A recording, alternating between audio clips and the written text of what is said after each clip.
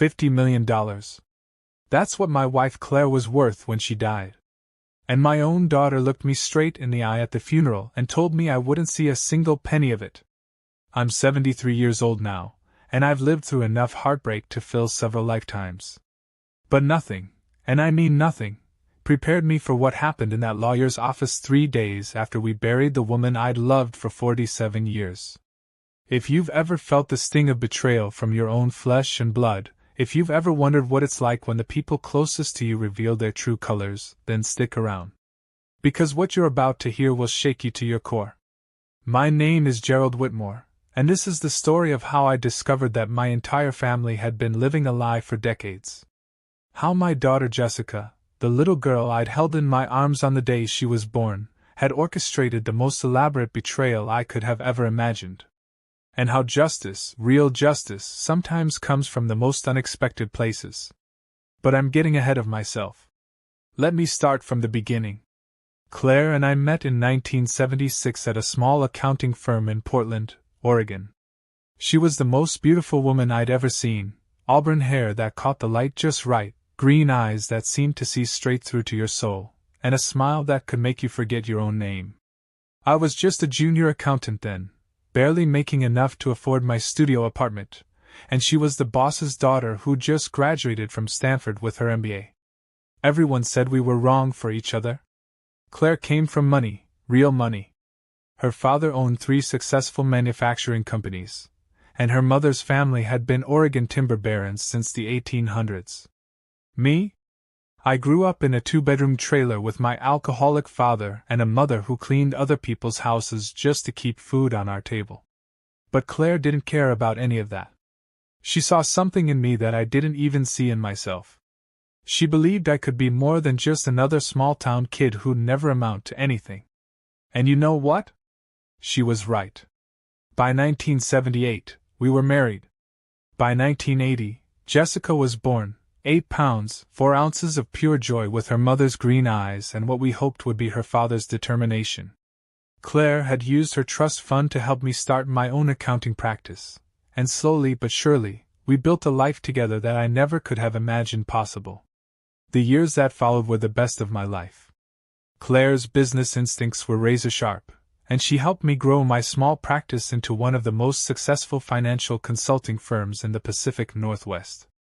We bought a beautiful home in the hills overlooking Portland, sent Jessica to the best private schools, and took family vacations to places I'd only seen in magazines as a kid. Jessica grew up having everything I never did. Private tutors, tennis lessons, summer camps in Europe, a college fund that most people could retire on. Claire and I worked our asses off to give her those opportunities, to make sure she never had to worry about money the way I did growing up. Maybe that was our first mistake. Jessica was smart, brilliant actually, but she never seemed to appreciate what she had. Even as a teenager, there was something cold about her, something calculating. When other kids her age were worried about prom dates and college applications, Jessica was already asking pointed questions about family finances, about inheritance laws, about when exactly she might expect to gain control of the family assets. Claire would laugh it off. "She's just being practical," she'd say. "She gets that from both of us." But something about it always made me uncomfortable. There was a hunger in Jessica's eyes when she talked about money, a hunger that reminded me too much of my own father when he was eyeing his next bottle. Still, she was our daughter. Our only child. We loved her unconditionally, and we assumed she loved us the same way. Looking back now, I can see all the signs we missed. How Jessica never brought friends home after high school. How she kept her boyfriends at arm's length from the family. How she'd gone into corporate law specifically focusing on estate planning and family trusts. How she'd insist on taking Claire to all her doctor's appointments after she turned 60, always asking detailed questions about prognosis and treatment options. We thought she was being caring. We thought she was being responsible. We were so incredibly wrong. Claire's cancer diagnosis came in February 2023. Pancreatic cancer, stage 4. The doctors gave her 6 months, maybe 8 if she was lucky. She was 68 years old, and she'd just been preparing to retire so we could travel the world together. Instead, we spent those final months shuttling between hospitals and specialists, chasing treatments that bought us weeks instead of years.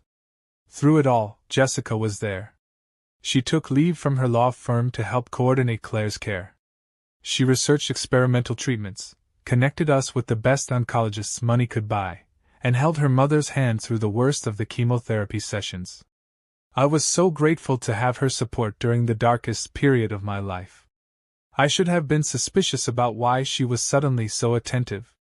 Claire died on a Tuesday morning in September. She went peacefully at home, with Jessica and me holding her hands. The last thing she said was, "Take care of each other." 3 simple words that would haunt me for months afterward. The funeral was beautiful. Claire had planned most of it herself, knowing she didn't have long.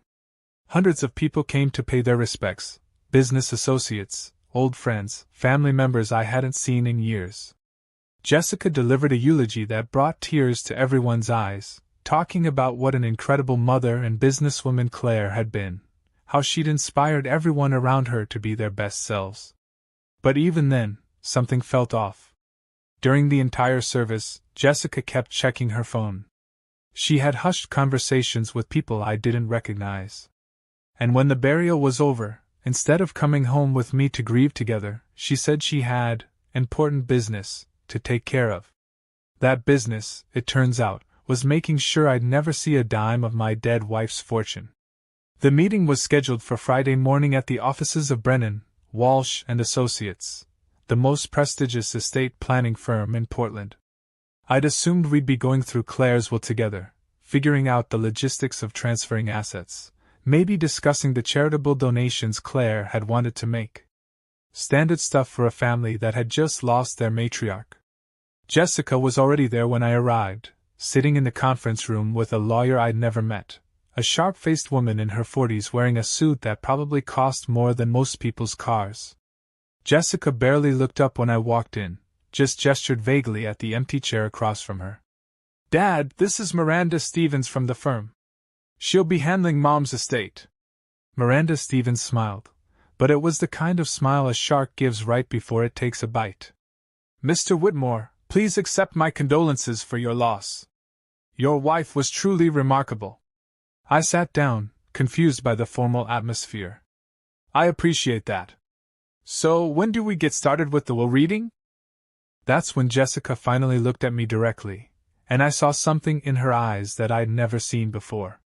Not sadness, not grief, not even exhaustion from the past few months of watching her mother die. Satisfaction. "Dad," she said, her voice steady and cold, "there's something you need to understand. Mom's will was very specific about how she wanted her assets distributed. And I'm afraid the news isn't what you might be expecting." "Wait, what?" I felt my chest tighten. "What do you mean?" Miranda Stevens opened a thick folder and pulled out what looked like a legal document dozens of pages long.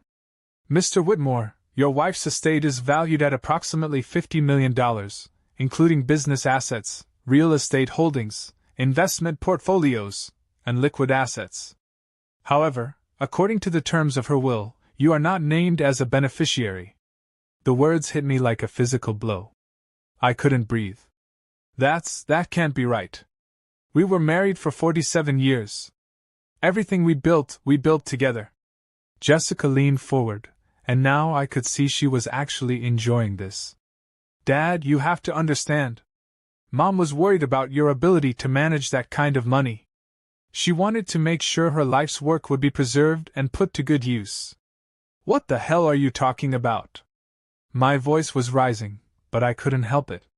"Your mother and I made every financial decision together for nearly 5 decades. Miranda Stevens consulted her documents. "According to the will, Mrs. Whitmore felt that given your humble background, you might not have the sophistication necessary to handle such a large inheritance responsibly. She was concerned about potential gold diggers, bad investments, or frivolous spending."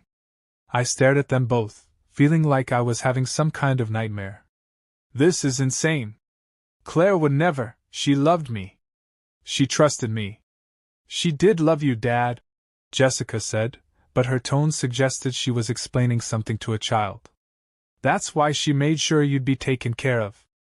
There's a provision for you to receive $2,000 a month for the rest of your life. That should be more than enough to cover your basic expenses. $2,000 a month. After 47 years of marriage. After building a multimillion-dollar business together. After sacrificing everything to give our daughter the best life possible. And the rest? I managed to ask. Jessica's smile was triumphant. The rest comes to me, as the primary beneficiary. Mom knew I'd be responsible with it.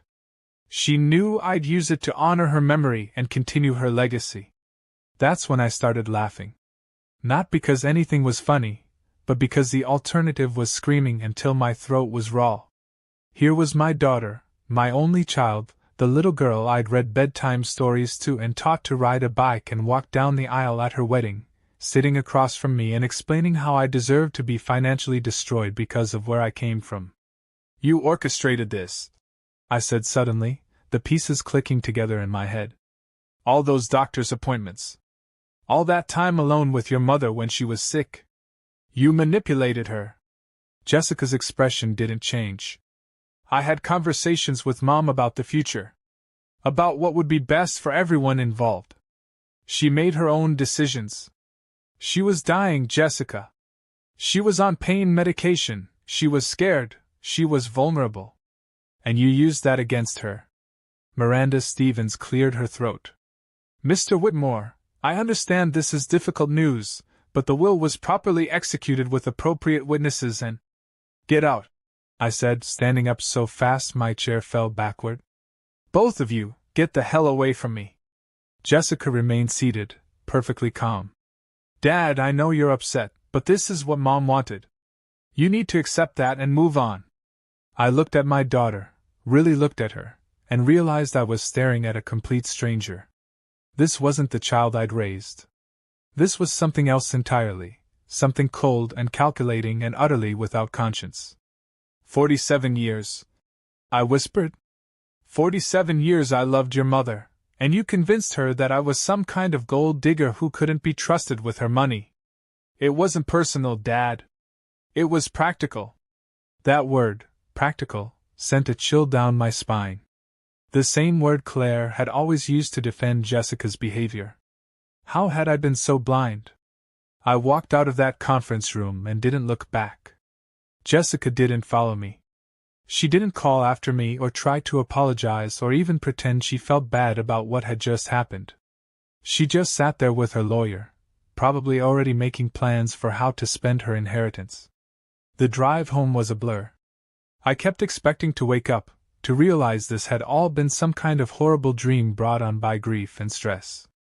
But when I pulled into the driveway of the house Claire and I had shared for over 2 decades, reality hit me like a sledgehammer.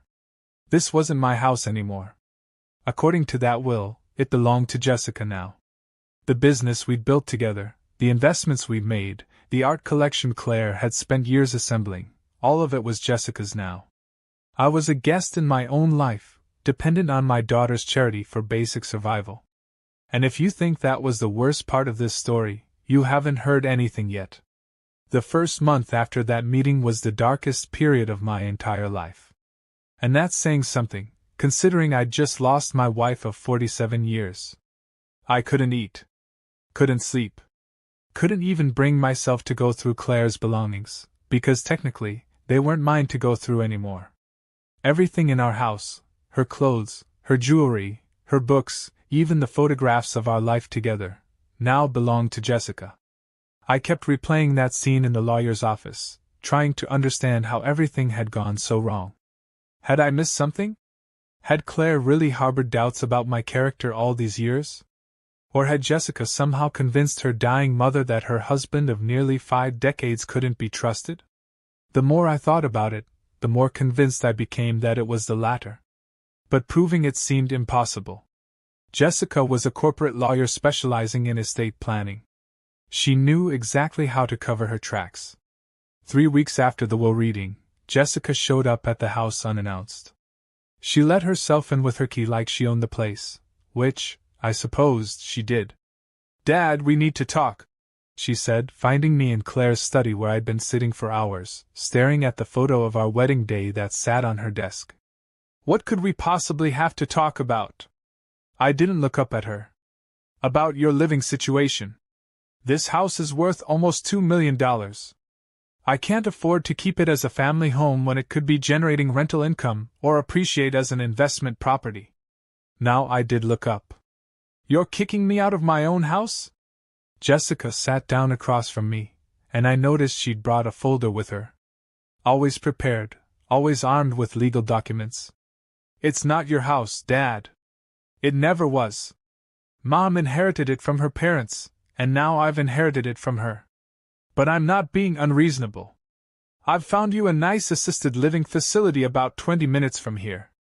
It's clean, safe, and the monthly fee is well within the allowance Mom set aside for you. Assisted living. At 73, when I was still perfectly capable of taking care of myself. When I'd been managing my own affairs successfully for over 50 years. I'm not going to some old folks' home, Jessica. It's not an old folks' home. It's a luxury retirement community. You'll have your own apartment, meals included, activities planned, medical care on site. Honestly, it's probably better than what you could afford on your own anyway. The casual cruelty in her voice was breathtaking. This was her father she was talking to, not some distant relative she had to deal with out of obligation. And if I refuse? Jessica opened her folder and pulled out another set of legal documents. Then I'll have to pursue other options. Dad, you're not on the deed to this house. You're not on any of the asset ownership papers. Legally, you're a tenant at will, and I'm giving you 30 days' notice to vacate. I stared at the eviction notice, because that's what it was, even if it was dressed up in legal language. My own daughter was evicting me from the home where I'd lived for 23 years, where I'd raised her, where I'd cared for her dying mother just weeks earlier. How did this happen, Jessica? I asked quietly. How did you become someone capable of doing this to your own father? For just a moment, her composed facade slipped, and I saw something raw and angry underneath. You want to know how this happened? I'll tell you exactly how this happened.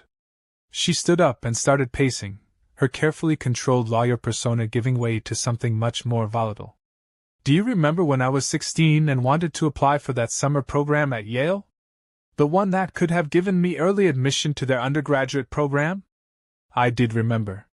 It had been expensive, $15,000 for 6 weeks, and while we could have afforded it, Claire and I had decided it wasn't worth going into debt over when Jessica had plenty of other opportunities. You said no, Jessica continued. You said it was too expensive, that I needed to learn the value of money, that I should be grateful for what I already had. We explained that. You explained nothing. Her voice was sharp now, all pretense of filial affection gone. You know what you did? You made me call the program coordinator myself and tell them I couldn't attend because my parents wouldn't pay for it. Do you have any idea how humiliating that was? I was genuinely confused. This had happened over 30 years ago, and I barely remembered the details. Jessica, we weren't trying to humiliate you. We just thought. You thought I should be satisfied with less because you came from nothing. You projected your own insecurities about money onto me and sabotaged my opportunities because you couldn't stand the idea of me achieving something you never could. The accusation was so unfair, so twisted, that I couldn't immediately respond. Claire and I had made that decision together, based on what we thought was best for our daughter's character development. We'd wanted her to understand that money didn't solve everything, that she needed to work for what she wanted. That's not what happened, I said finally. Isn't it? Let me ask you something, Dad. In all the years I was growing up, how many times did you remind me that you came from a trailer park? How many times did you make sure I knew how lucky I was to have the life you and Mom provided? Actually, now that she mentioned it, I probably had said those things. A lot. I'd wanted Jessica to appreciate her advantages, to understand that not everyone had the opportunities she did. I wanted you to be grateful. You wanted me to feel guilty. Every single day of my childhood, you made sure I knew that I was somehow less deserving than other rich kids because my father used to be poor. You couldn't stand the fact that Mom's family had money and yours didn't, so you took it out on me. This was insane. Jessica, that's not. Remember when I was 14 and wanted to redecorate my room? Mom said yes, but you overruled her. Said I needed to appreciate what I had instead of always wanting something new. Remember when I was 18 and wanted to go to Princeton instead of the state school? You fought Mom on it for months, insisting that a state education was good enough for someone like me. Each example hit me like a physical blow, because I did remember them. And I remembered my reasoning at the time. I thought I was teaching my daughter important life lessons about gratitude and hard work, and not taking things for granted. But hearing it from Jessica's perspective, I was starting to see how my own insecurities about money and class might have affected my parenting in ways I'd never intended. Even if that's true, I said slowly, it doesn't justify what you've done. Manipulating your dying mother, stealing my inheritance. I didn't steal anything, Jessica snapped. I simply helped Mom see the truth. That you've been holding her back for years with your small-town mentality and your fear of spending money. That you've been dragging our family down because you can't get past your own origins. Your mother loved me. My mother felt sorry for you. There's a difference. The words hit me like a slap across the face. That's not true. Jessica pulled out her phone and scrolled through it for a moment. Then she held it up so I could see the screen. It was a text message dated from 6 months before Claire's death. Asterisk. Sometimes I wonder what my life would have been like if I'd married someone from my own social class. Gerald is a good man, but he'll never really understand the world I came from. I worry that I've wasted my potential trying to lift him up to my level. Asterisk. I stared at the message, feeling something inside me break apart. When did she send this? After that fight you two had about the beach house in Malibu. You know, when she wanted to buy it and you said it was too flashy and not for people like us. She was so frustrated with your attitude that she needed someone to vent to. I remembered that fight. Claire had found a beautiful property right on the water, and yes, I'd been hesitant about it. Not because I didn't think we deserved it, but because it seemed like such an enormous purchase to make on impulse. But seeing her private thoughts laid out like that, seeing how she really felt about my reservations, it was devastating. She sent you that text? She sent me lots of texts like that over the years. Want to see more? Jessica scrolled through her phone again, and I saw there were dozens of messages. Maybe hundreds. An entire secret correspondence between my wife and daughter that I'd known nothing about. Stop, I said. I couldn't bear to see any more. The point is, Dad, that toward the end, Mom finally started to see things clearly. She realized that you'd been an anchor around her neck for decades, holding her back from living the life she deserved. The will reflects her true feelings, not some manipulation on my part.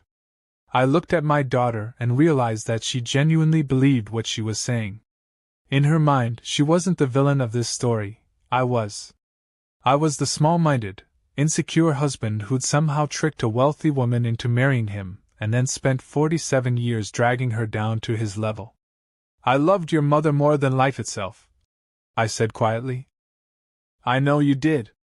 But love isn't always enough, is it? Sometimes love can be selfish. Sometimes the most loving thing you can do is step aside and let people reach their full potential. She gathered up her papers and stood to leave. The assisted living facility is called Golden Years Manor. I've already put down a deposit and filled out the paperwork. You can move in any time in the next 3 weeks. After that, I'll have to explore other options. Other options? Legal ones. Dad, I'm trying to be generous here, but I won't let sentiment get in the way of sound business decisions. That's one lesson I definitely didn't learn from you. After she left, I sat alone in Claire's study for hours, staring at that wedding photo and wondering if anything about my life had been real. Had Claire really felt trapped in our marriage? Had she spent decades resenting me for holding her back? Had I been so blinded by my own love for her that I'd missed the signs of her unhappiness? Or was Jessica an even more skilled manipulator than I'd given her credit for? The text messages bothered me the most. They seemed so unlike the Claire I knew, The woman who'd always been supportive, who'd believed in me even when I didn't believe in myself. But then again, people sometimes say things in private that they'd never say out loud. Maybe Jessica really was just a messenger, delivering truths I'd been too stubborn or too naive to see. That night, I called my old friend Raymond Kowalski, who'd been Claire's business partner for over 20 years. If anyone would know the truth about Claire's feelings toward me, it would be Ray. "Gerald, Jesus, I've been meaning to call you," he said when he answered. "How are you holding up?" "Not great, Ray. Listen, I need to ask you something, and I need you to be completely honest with me." "Of course. Did she ever say anything to you about being unhappy in our marriage? About feeling held back or trapped?" There was a long pause on the other end of the line. "Gerald, where is this coming from?" I told him about the will, about Jessica's claims, about the text messages she'd shown me. Ray listened without interrupting, and when I finished, he was quiet for a long time. "Ray? Are you still there?" "I'm here. Gerald, I need to tell you something, but you're not going to like it." My heart sank. "What?" "Claire did talk to me about her marriage sometimes. Especially in the last few years. And she was frustrated. Not with you personally, but with the dynamic between you two. She felt like she was always having to convince you that you belonged in certain social circles, that you deserved the success you'd achieved. She said it was exhausting sometimes, having to constantly reassure you that you were good enough." So there it was. Confirmation that at least some of what Jessica had said was true. "But Gerald," Ray continued, "and this is important, she never said she didn't love you. Never said she regretted marrying you. She was just tired. Tired of feeling like she had to be your self-esteem coach on top of being your wife and business partner." "Did she ever talk about changing her will?" Another pause. "Not to me directly. But Jessica asked me a lot of questions about estate planning in the months before Claire died. Hypothetical questions about what would happen if someone wanted to structure their will in a certain way." "What kind of questions?" "Questions about how to ensure that inherited wealth would be managed responsibly. How to protect assets from potentially bad financial decisions. How to set up trusts and allowances instead of outright inheritance." I felt sick. "You think Jessica was planning this for months?" "I think Jessica was very concerned about what would happen to the family wealth after her mother died. Whether that concern was justified or not, that's not for me to judge." But I could hear it in his voice. Ray thought Jessica had gone too far. He might not be willing to say it directly, but he believed I was getting screwed. "Ray, I need to ask you one more thing." "What's that?" "Do you think there's any chance that will isn't legitimate? That Jessica somehow coerced Claire into signing it?" Ray was quiet for such a long time that I thought the call had dropped. "Ray? Gerald, I can't answer that question. But I will tell you this. If you have any doubts about the validity of that will, you should probably talk to a lawyer who specializes in estate disputes. Someone who can look at the situation objectively." After I hung up, I sat in the darkness of Claire's study and realized that my daughter might have made one crucial mistake. She was so confident in her legal expertise, so sure that she'd covered all her bases, that she might not have considered the possibility of her father fighting back. Jessica had underestimated me once before, when she was 16 and I made her call Yale to decline that summer program. She nursed that resentment for over 30 years, using it to justify destroying my life. But Jessica had forgotten something important about her old man. I might have come from a trailer park, I might not have the sophisticated education she did, but I'd built a successful business from nothing. I'd learned how to fight for what I believed in. And I was about to remind her exactly what her father was capable of when his back was against the wall. If you've ever been written off by someone who thought they were smarter than you, if you've ever been underestimated because of where you came from or what you look like on paper, then you know the fire that was starting to burn in my chest. It wasn't just about the money anymore. It was about justice. It was about proving that you can't just destroy someone's life because you think you're better than them. Jessica wanted a war? She was about to get one. Finding the right lawyer turned out to be harder than I'd expected. The first 3 attorneys I contacted took one look at the will, which had been prepared by one of Portland's most prestigious law firms and appeared to be legally airtight, and basically told me I was wasting my time and money. "Mr. Whitmore," said the 4th lawyer, a middle-aged man with kind eyes and an office that had seen better days. "I understand you're upset about your wife's estate distribution, but challenging a will like this is extremely difficult. You need to prove either that your wife lacked mental capacity when she signed it, or that she was subjected to undue influence. Both are very hard to establish, especially when the will was prepared by attorneys of this caliber. What if I told you I think my daughter manipulated my dying wife into changing her will?" The lawyer, his name was Dennis Murphy, and he specialized in elder law and estate disputes, leaned back in his chair. "Tell me more." I laid out everything I knew. How Jessica had suddenly become so involved in Claire's medical care. How she'd been present at all the doctor's appointments. How she'd taken time off from her own law firm to be Claire's primary caregiver. How the will had been changed just 3 months before Claire died, when she was heavily medicated and facing her own mortality. Murphy listened carefully, taking notes. When I finished, he tapped his pen against his desk for a moment. "Mr. Whitmore, what you're describing could potentially constitute undue influence, but proving it would require evidence. Do you have any recordings of conversations between your daughter and wife? Any witnesses to inappropriate pressure being applied?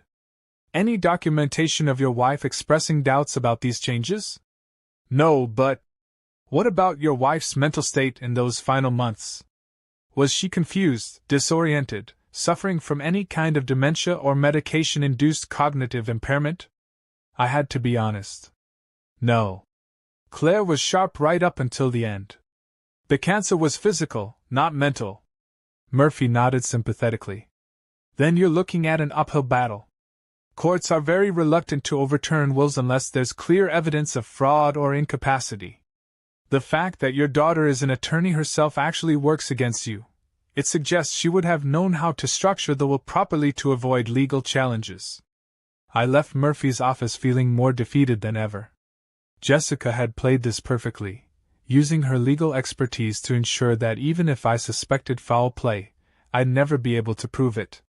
But as I was walking back to my car, something Murphy had said stuck with me. He mentioned needing evidence of inappropriate pressure or witnesses to manipulation. What if such evidence existed, and I just hadn't found it yet? That evening, I did something I'd never done before in 47 years of marriage.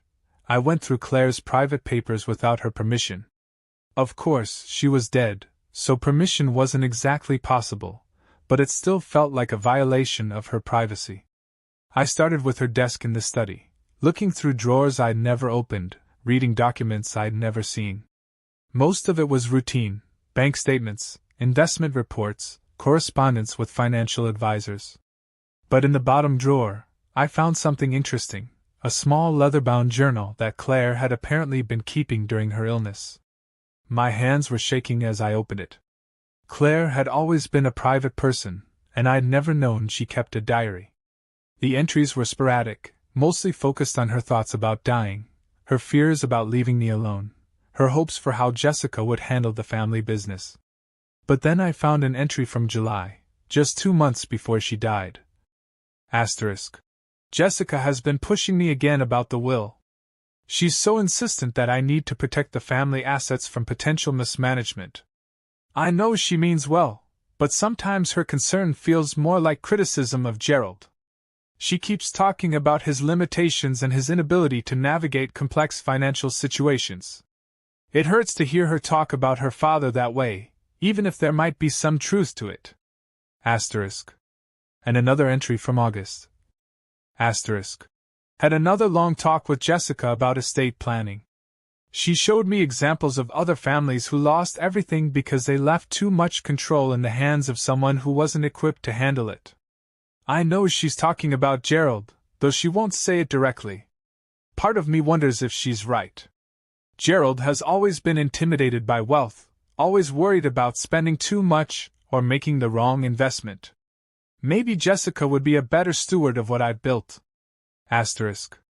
Reading my wife's private doubts about me was agonizing, but it also gave me something I hadn't had before, evidence that Jessica had been systematically undermining me in Claire's eyes during her most vulnerable period. I kept reading. The entries became more frequent as Claire got sicker, and Jessica's influence became more apparent. Asterisk. Jessica brought me articles about estate planning today. Stories about widows who were taken advantage of by financial advisors, who made bad investments and lost everything. She's really concerned about what will happen to me if Gerald is left to manage everything alone. Maybe she's right to be worried. Asterisk. Asterisk. Met with Jessica's lawyer friend today. Miranda something. She explained all the ways that inheritance laws can be structured to protect assets while still taking care of surviving spouses. It makes sense, what she's saying. Gerald would still be comfortable, but the bulk of the estate would be preserved and managed professionally. Asterisk. Asterisk. Jessica says she doesn't want to hurt Gerald's feelings, but she thinks it would be irresponsible of me not to consider all the options. She's probably right. Gerald has never had to manage this kind of money before. What if he makes mistakes? What if he gets taken advantage of? At least this way, the family wealth would be protected for future generations. Asterisk.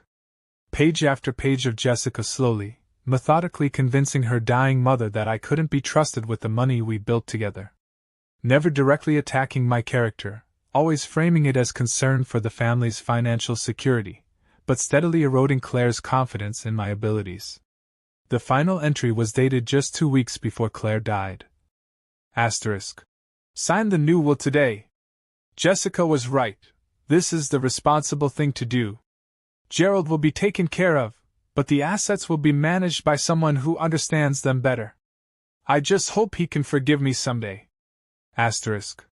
I closed the journal and sat back in Claire's chair, feeling a mixture of heartbreak and vindication. Here was proof, clear, written proof, that Jessica had manipulated our dying wife into changing her will. Claire herself had documented the pressure campaign, even if she hadn't recognized it as manipulation at the time. But would it be enough to challenge the will in court? Murphy had said I needed evidence, and now I had it. But I also knew that Jessica would argue that she was simply providing information to help her mother make an informed decision. I needed more than Claire's journal. I needed something that would prove Jessica had crossed the line from advice into manipulation. That's when I remembered something Ray Kolsky had mentioned during our phone call. Jessica had been asking him about estate planning months before Claire's diagnosis.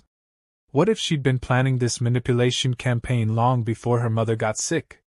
The next morning, I called Murphy and told him about the journal entries.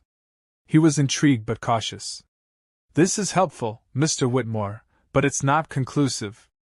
Your daughter could argue that she was simply providing information and that your wife made her own decision. We need something more concrete. What if I could prove she was planning this before Claire was even sick? That would be much more compelling. What do you have in mind? I told him about Jessica's conversations with Ray and her questions about estate planning. Murphy agreed to start building a case, but he warned me it would be expensive and time-consuming. Are you prepared for a long fight, Mr. Whitmore?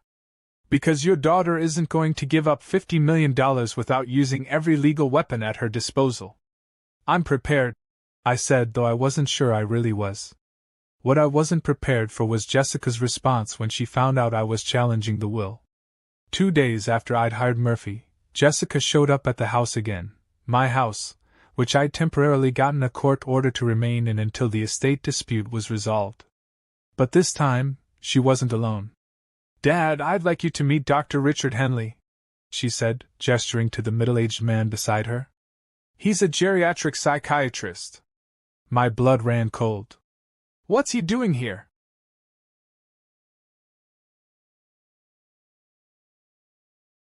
Jessica's expression was all false concern. Dad, I'm worried about you. This obsession with Mom's will, these wild accusations about manipulation, it's not healthy. Dr. Henley specializes in grief-related mental health issues, particularly in elderly patients who are having trouble accepting reality. I'm not having trouble accepting anything. I said, but even as I said it, I could see the trap she was setting. Dr. Henley stepped forward with the kind of condescending smile that mental health professionals must learn in medical school. Mr. Whitmore, your daughter is concerned that you might be experiencing some cognitive difficulties related to your grief. It's very common in men your age, especially after the loss of a long-term spouse. There's nothing wrong with my mind. Of course not, Dr. Henley said smoothly. But sometimes, when we're grieving, we can develop what we call paranoid ideation. Essentially, we start to see conspiracies where none exist. We blame others for our loss, create elaborate explanations for why things didn't go the way we expected them to. Jessica nodded sadly. It started right after Mom died. First, he accused me of manipulating her. Then he started claiming that Mom's will wasn't legitimate. Now he's hired a lawyer and is spending money he can't afford on legal fees for a case that has no merit. I looked back and forth between them, realizing what was happening. If Jessica couldn't defeat me legally, she was going to have me declared mentally incompetent. This is insane, I said. Jessica, you can't seriously be trying to have me committed. Not committed, Dr. Henley corrected. We're just concerned about your welfare. Sometimes, when elderly individuals are under stress, they need professional support to help them navigate difficult transitions. What kind of support? Jessica pulled out another folder. She always had folders ready, and handed me a brochure. Golden Years Manor has an excellent memory care unit. It's designed specifically for people who are experiencing age-related cognitive decline or adjustment disorders. Memory care. She wanted to put me in the dementia ward. I don't have dementia, and I don't have an adjustment disorder. What I have is a daughter who stole my inheritance and is now trying to gaslight me into thinking I'm crazy. Dr. Henley made a note on his clipboard. Mr. Whitmore, do you see how your response demonstrates exactly the kind of paranoid thinking we're concerned about? You're attributing malicious motives to people who are trying to help you. You don't know anything about my situation. I know that you've been living alone in a house that's too big for you, obsessing over legal documents you don't understand, and making serious accusations against your only child without any evidence to support them. I have evidence. Jessica and Dr. Henley exchanged glances. What evidence, Dad? I almost told them about the journal, but something stopped me. If they knew I had Claire's private writings, they might try to claim I'd forged them or misinterpreted them. Better to keep that information to myself until I could present it in court. The timing of the will change, I said instead. The fact that you were suddenly so involved in your mother's medical care. The way you isolated her from other family members during her final months. Dr. Henley wrote something else down. Mr. Whitmore, what you're describing sounds like the natural behavior of a caring daughter. Is it possible that your grief has caused you to reinterpret normal family interactions as something sinister? I'm not reinterpreting anything. Then let me ask you this, Jessica said. If you're so confident about your mental state, would you be willing to undergo a psychological evaluation? Just to put everyone's minds at ease. It was a trap, and I knew it. If I agreed to the evaluation, they'd find some way to twist the results to support their narrative. If I refused, they'd claim my refusal proved I had something to hide. What happens if I refuse? I asked. Dr. Henley consulted his notes. Well, your daughter could petition the court for a competency hearing. Given your age, your recent loss, and the concerning behavior she's described, a judge might order an evaluation anyway. Concerning behavior? Jessica ticked off items on her fingers. Living alone in a house you can't maintain. Refusing to accept reasonable living arrangements. Spending money you don't have on frivolous lawsuits. Making false accusations against family members. Isolating yourself from friends and support systems. When she put it like that, I had to admit it probably did sound concerning to an outside observer. Jessica had crafted this scenario perfectly, turning my legitimate grievances into symptoms of mental illness. If I agreed to this evaluation, I said slowly, what guarantee do I have that it will be fair? Dr. Henley is a respected professional, Jessica said. He has no agenda other than assessing your mental health objectively. But I noticed she didn't actually answer my question. And I noticed that she'd somehow found Dr. Henley awfully quickly after learning about my legal challenge. How long had she been planning this particular move? I need time to think about it, I said. Of course, Dr. Henley said. But I would encourage you not to wait too long. The longer these kinds of issues go unaddressed, the more difficult they become to treat. After they left, I called Murphy immediately. They're trying to have me declared incompetent, I told him. They brought a psychiatrist to the house who basically said I'm suffering from age-related paranoid delusions. Murphy was quiet for a moment. This is a new wrinkle. If your daughter succeeds in having you declared mentally incompetent, it would make challenging the will much more difficult. Can she actually do this? She can try. Mr. Whitmore, I think we need to accelerate our timeline. How quickly can you get me copies of that journal you found? I can bring it to you tomorrow. Good. And Mr. Whitmore? Don't agree to any psychological evaluations without having your own attorney present. If your daughter is playing hardball, we need to be prepared to play the same game. That night I barely slept. I kept thinking about how systematically Jessica was dismantling my life. First the inheritance, then the house, now my mental competency. She was like a chess player who could see 10 moves ahead, while I was struggling to understand what game we were even playing. But there was something else bothering me, something that had been nagging at the back of my mind since that conversation with Dr. Henley. Jessica had found him awfully quickly. Too quickly. And he'd seemed to know an awful lot about my situation before he'd even met me. What if this wasn't a response to my legal challenge? What if this had been part of Jessica's plan all along? I thought about all those months she'd spent caring for Claire, all those private conversations, all those opportunities to plant seeds of doubt about my stability, my competence, my ability to handle life without Claire's guidance. What if Jessica hadn't just manipulated Claire into changing her will? What if she'd also been laying the groundwork to have me declared incompetent if I tried to fight back? The more I thought about it, the more convinced I became that Jessica had been planning this entire scenario for months, maybe even years. She'd studied my weaknesses, my insecurities, my patterns of behavior, and she'd crafted a strategy designed to neutralize any potential resistance. But Jessica had made one crucial miscalculation.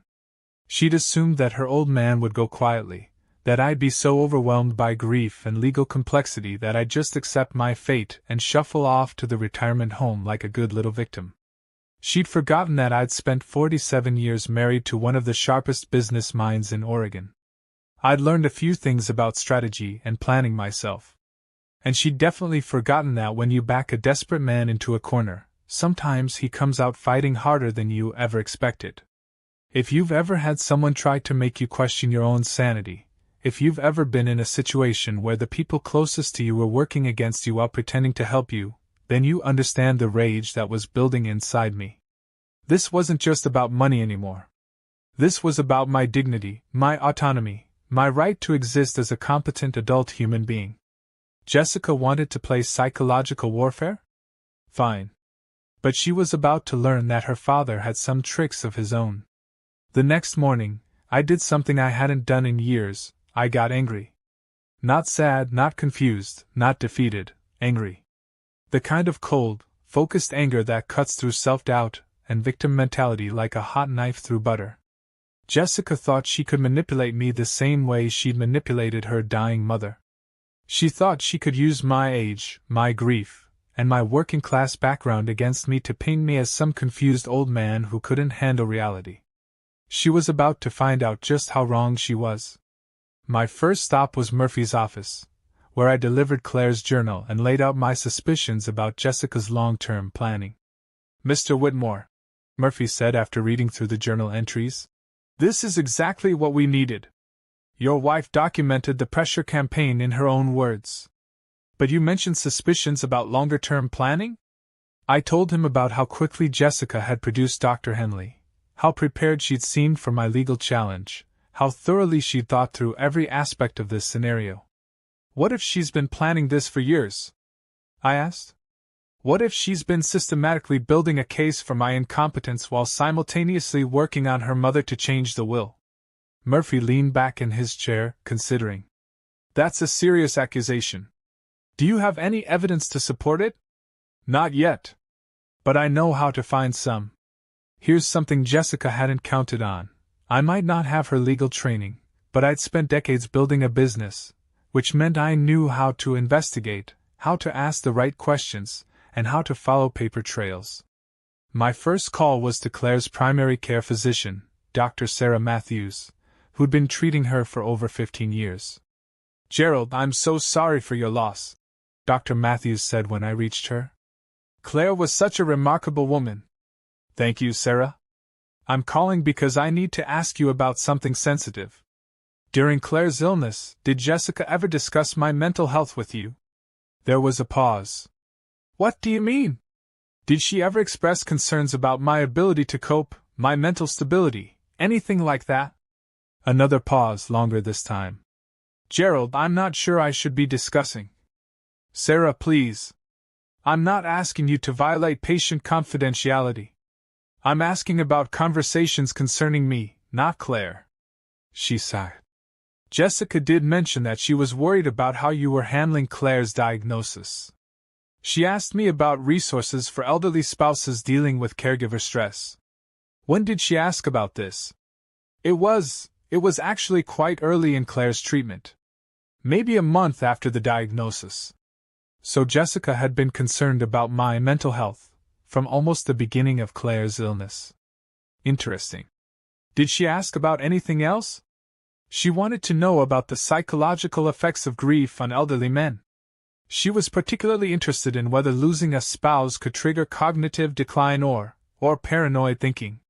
There it was. Jessica had been researching the mental health angle from the very beginning, laying the groundwork for exactly the kind of competency challenge she was now making. Sarah, did any of this strike you as odd at the time? Honestly? A little. It seemed premature to be thinking about your mental state when Claire had just been diagnosed. But Jessica said she wanted to be prepared for all possibilities. After I hung up, I sat in my car for a few minutes, processing what I'd learned. Jessica hadn't just stumbled into the idea of having me declared incompetent. She'd been researching it for months, possibly from the moment Claire was diagnosed with cancer. My next call was to Ray Kowalski. Ray, I need you to think carefully about those conversations you had with Jessica about estate planning. Can you remember exactly when they started? Jesus, Gerald, I don't know. It was before Claire got sick. I remember because Jessica asked me hypothetical questions about what would happen if Claire died before you did. How long before? Ray was quiet, thinking. It had to be at least a year before the diagnosis. Maybe more. I remember thinking it was morbid, asking about her mother's death when Claire was perfectly healthy. What exactly did she ask you? She wanted to know about inherited wealth, about how to structure estates to protect assets from poor management. She asked about trusts, about guardianships, about what would happen if an inheritor was deemed mentally incompetent. My hands were gripping the steering wheel so tight my knuckles had turned white. She asked about mental incompetency before her mother was even sick? She asked about lots of things, Gerald. She said she was just trying to understand family financial planning in general. But I could hear it in Ray's voice. He was starting to see the pattern too. Ray, I need to ask you something, and I need you to be completely honest. Do you think Jessica planned this? A long silence. I think Jessica is a very smart woman who likes to be prepared for all contingencies. That's not an answer. It's the only answer I can give you, Gerald. But if you're looking for evidence of long-term planning, you might want to talk to some other people who had conversations with her. Like who? Like Dr. Matthews. Like that lawyer she introduced to your wife. Like the financial advisor at your bank. Jessica had a lot of conversations with a lot of people over the past 2 years. After I hung up, I realized I was looking at something much bigger than a simple inheritance dispute.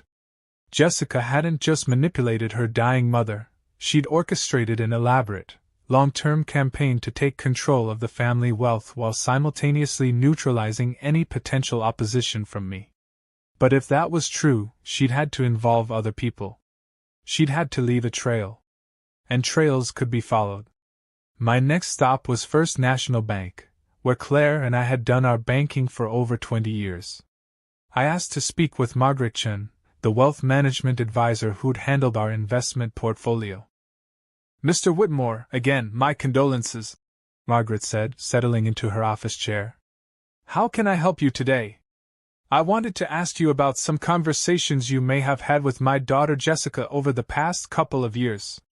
Margaret's expression became cautious. "What kinds of conversations?" "About estate planning, wealth management, anything related to what would happen to our assets if Claire died first." "Mr. Whitmore, I'm not sure I should be discussing." "Margaret, I'm not asking about confidential client information. I'm asking about conversations involving me and my family's financial future." She consulted her computer screen. "Jessica did come in several times to discuss your family's financial situation. She was particularly interested in learning about your investment portfolio and how it was structured." "When did these conversations take place?" "The first one was..." She scrolled through her records. "February of 2022. More than a year before your wife's diagnosis." So Jessica had been researching the family finances long before Claire got sick. What did she want to know? She asked about joint versus individual account ownership. About what would happen to various assets if one spouse died. About the difference between inherited wealth and earned wealth in terms of legal protection. Legal protection? She was concerned about asset protection. How to make sure inherited money wouldn't be vulnerable to poor investment decisions or potential elder abuse. Elder abuse. Jessica had been laying the groundwork for that accusation 2 years ago. Did she ask about anything else? Margaret looked uncomfortable. She asked about signs that an elderly client might be making poor financial decisions. Red flags that would indicate cognitive decline or vulnerability to manipulation. I felt like I was going to be sick. She asked about that? She said she was worried about you and wanted to know what warning signs to look for as you got older. And you didn't think this was strange? Honestly? No. Adult children often have these conversations when their parents are getting older. Jessica seemed very responsible, very concerned about protecting the family's long-term financial interests. After leaving the bank, I sat in my car and tried to process the full scope of what Jessica had been doing. This wasn't a spur-of-the-moment decision made during Claire's illness. This was a carefully planned, years-long campaign to take control of the family wealth while painting me as an incompetent old man who couldn't be trusted with money. She talked to our doctor about my potential mental health issues. She'd consulted with our financial advisor about asset protection. She'd researched estate planning with Ray. She'd probably had similar conversations with other people in our social and professional circles, slowly building a consensus that Gerald Whitmore was a sweet old man who meant well but wasn't really capable of handling serious money. And then, when Claire got sick and became vulnerable, Jessica had used all that groundwork to convince her mother that changing the will wasn't cruel. It was responsible. It was brilliant, in a sociopathic kind of way. Jessica had understood that if she wanted to disinherit her father, she couldn't just do it through legal manipulation. She had to control the narrative, make sure that everyone who mattered would see the will change as reasonable and necessary rather than shocking and unfair. But Jessica had made one critical error. She'd been so focused on covering her legal tracks that she'd left behind a different kind of trail, a trail of conversations, of consultations, of premature concerns and suspiciously specific questions. She'd been so confident in her intellectual superiority that she'd underestimated her old man's ability to connect the dots. I called Murphy from the parking lot. "I've got something," I told him. "Jessica's been planning this for at least 2 years, maybe longer. I've got evidence of conversations with multiple professionals where she was asking about things that wouldn't have been relevant unless she was already planning to challenge my competency." "What kind of evidence?" I told him about my conversations with Dr. Matthews, Margaret Chen, and Ray Kowalski. About how Jessica had been researching my potential mental health issues, asset protection strategies, and estate planning scenarios long before Claire got sick. "This is good," Murphy said. "Very good. It suggests premeditation, which would support a claim of undue influence. But we need to document all of this formally." "How?" "We need to get sworn statements from these people. We need to pull bank records, medical records, anything that shows the timeline of Jessica's planning. And we need to do it quickly, before she realizes what we're onto." "What about the competency evaluation she wants me to take?" "Absolutely not. Don't agree to anything until we've had time to build our case. If she petitions the court for a forced evaluation, we'll fight it." That evening, I sat in Claire's study and looked through more of her papers, this time with a different perspective. Now I was looking for evidence of Jessica's long-term manipulation campaign. I found it in Claire's appointment calendar. Starting in early 2022, there were regular lunch dates with Jessica marked as financial planning discussion and family business talk. I found notes in Claire's handwriting about protecting family wealth and ensuring responsible management. But the most damning evidence was in Claire's email account. I'd always known her password. It was our anniversary date, and I'd never thought to check her messages before. What I found there made my blood run cold. Hundreds of emails between Claire and Jessica over the past 2 years. Not the normal mother-daughter correspondence you'd expect, but a steady stream of articles, news stories, and case studies that Jessica had been sending to her mother. Articles about elderly men who'd lost their family fortunes through bad investments. Stories about widows who'd been taken advantage of by financial advisors. Case studies about inherited wealth being squandered by people who didn't understand its value. And mixed in with these articles were Jessica's own comments. Asterisk. "Mom, this reminded me of our conversation about Dad's investment philosophy. I know he means well, but his risk-averse approach might not be the best strategy for preserving wealth long-term." Asterisk. Asterisk. "I saw this story and thought of you. This is exactly the kind of thing I worry about happening to our family if something happens to you first." Asterisk. Asterisk. "This case study is fascinating. It shows how even well-meaning people can make decisions that destroy generational wealth if they don't have the right expertise." Asterisk. Email after email, slowly and systematically undermining Claire's confidence in my ability to handle money, to make good decisions, to protect the family's financial interests. And Claire had been responding, gradually being convinced that Jessica's concerns were valid. Asterisk. "You're right to be worried, honey. Your father has always been conservative with money, sometimes to a fault." Asterisk. Asterisk. "I never thought about it that way, but you make a good point about protecting our assets for future generations." Asterisk. Asterisk. "Maybe we should talk to someone about the best way to structure things so that everyone's protected." Asterisk. I printed out dozens of these emails, my hands shaking with rage and heartbreak. Here was the evidence I needed, clear proof that Jessica had spent years poisoning her mother against me, using my own insecurities about money and class against me, convincing Claire that loving me wasn't enough to trust me with her fortune. But as I read through the emails, I realized something else. Claire had been keeping this entire correspondence secret from me. For 2 years, she'd been having detailed conversations about our financial future with our daughter while never mentioning any concerns to me directly. Had Claire been complicit in this deception? Or had she been manipulated so gradually, so skillfully, that she hadn't even realized what was happening? I was about to find out, because buried in those emails was something that would change everything. An email from Jessica to Claire dated just 1 week before Claire died. An email that would prove once and for all what kind of person my daughter really was. And when you hear what it said, you'll understand why I was ready to go to war. The email was dated September 15th, 2023, exactly 1 week before Claire passed away. The subject line read, "Final arrangements, please confirm." I stared at that subject line for a full minute before I had the courage to open it. Something about the clinical, businesslike tone made my stomach churn. What I read inside changed everything. Asterisk. Mom, I know this is difficult to think about, but we need to finalize the arrangements we discussed. The new will has been executed, and Miranda confirms that everything is legally sound. The competency documentation has been prepared and filed with Dr. Henley's office, so that angle is covered if Dad tries to make trouble later. I've also spoken with Golden Years Manor, and they have a memory care unit available whenever we need it. I know you're worried about Dad's reaction, but remember what we talked about. Sometimes you have to save people from themselves, even when they don't understand it's for their own good. You're doing the right thing, and I'll handle everything else.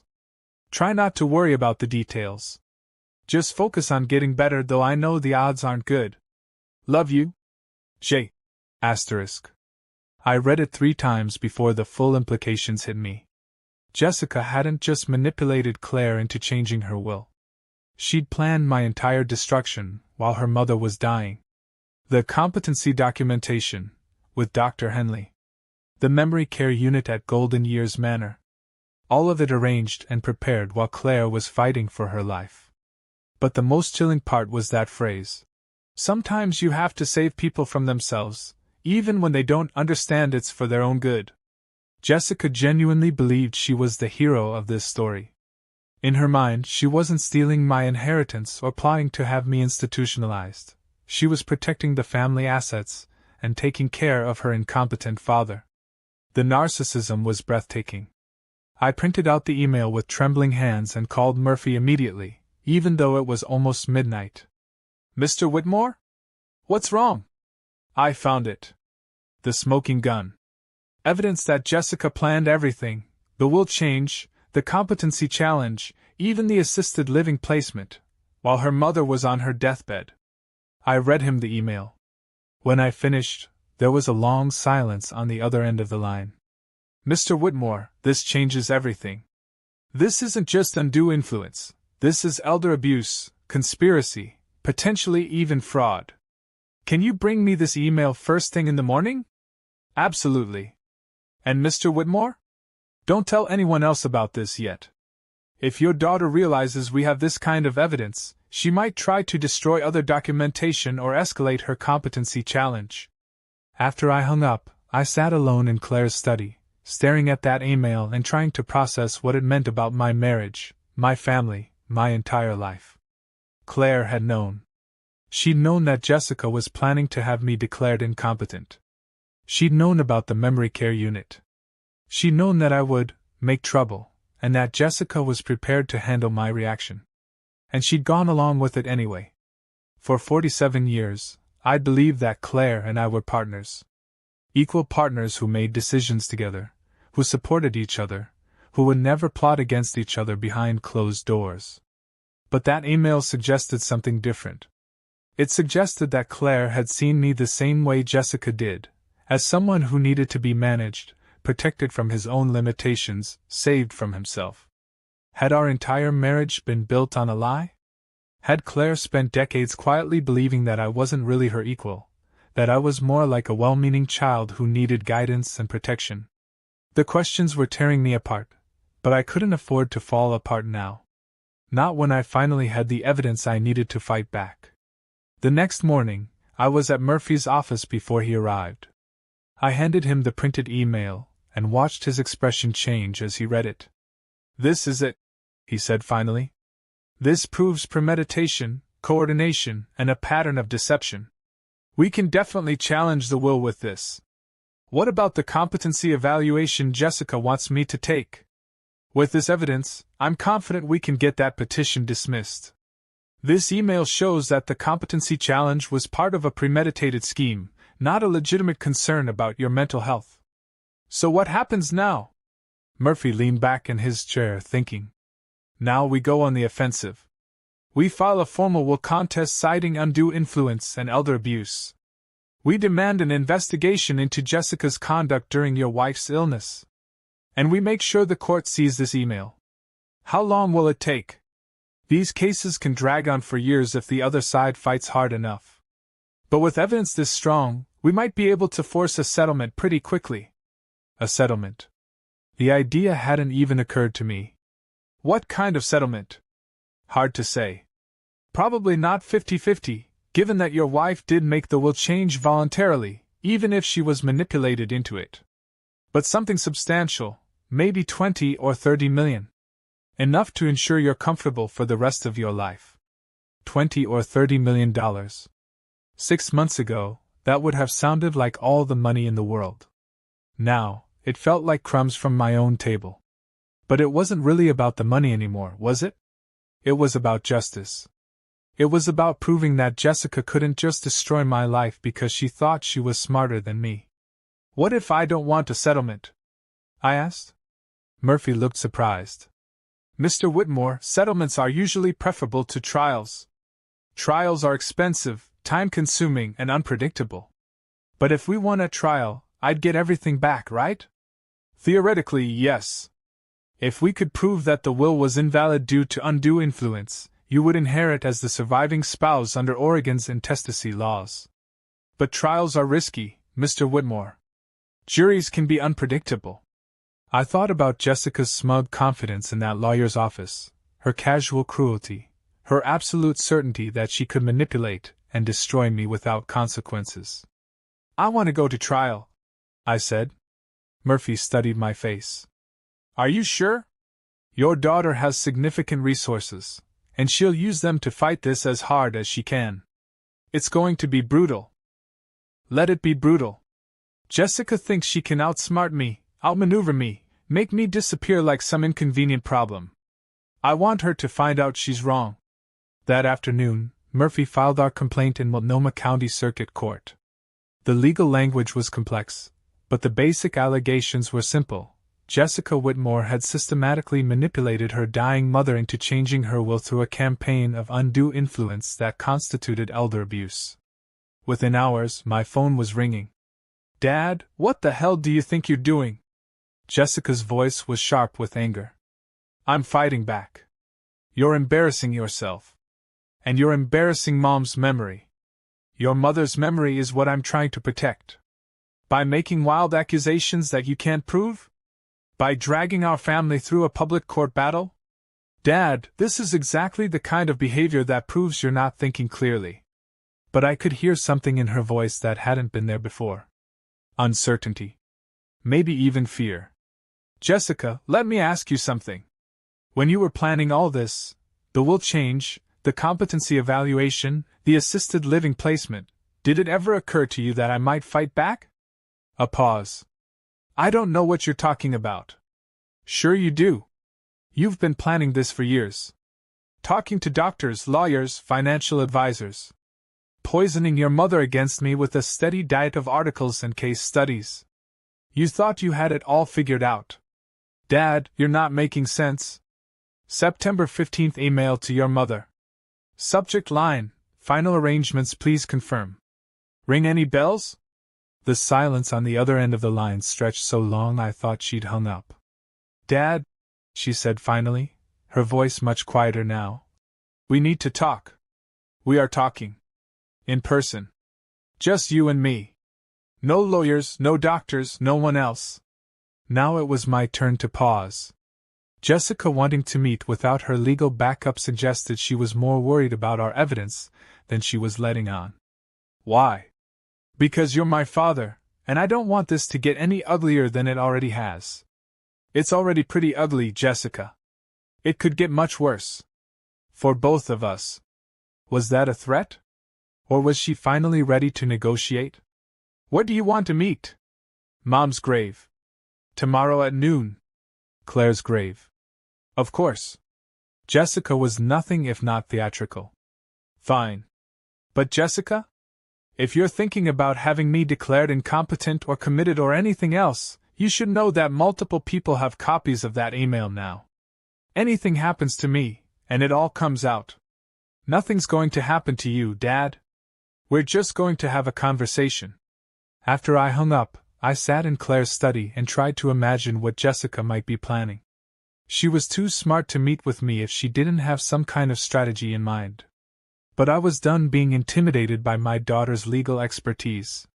I'd spent the past few weeks learning that Jessica wasn't the tactical genius she thought she was. She'd left a trail of evidence that even an old man from a trailer park could follow. Tomorrow, at Claire's grave, we were going to have the conversation we should have had years ago.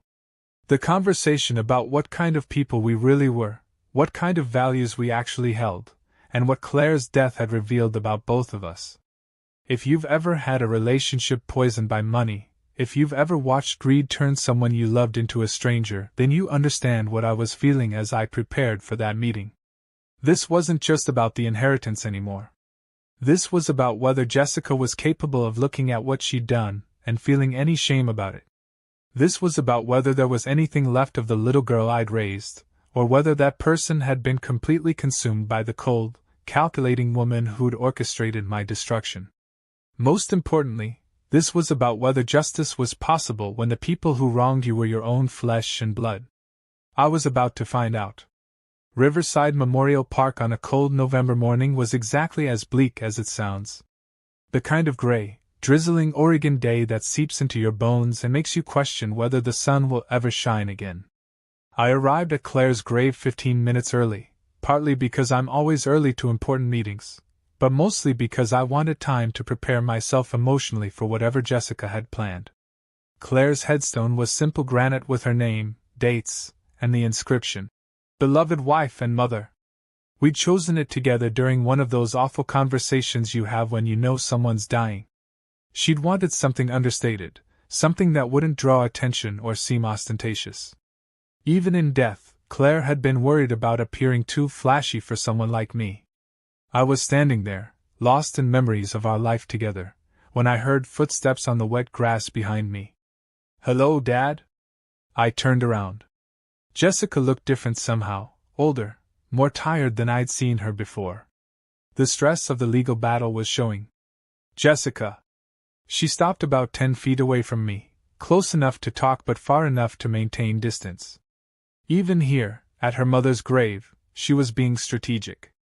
"Thank you for coming. You said we needed to talk." She looked down at Claire's headstone for a moment, then back at me.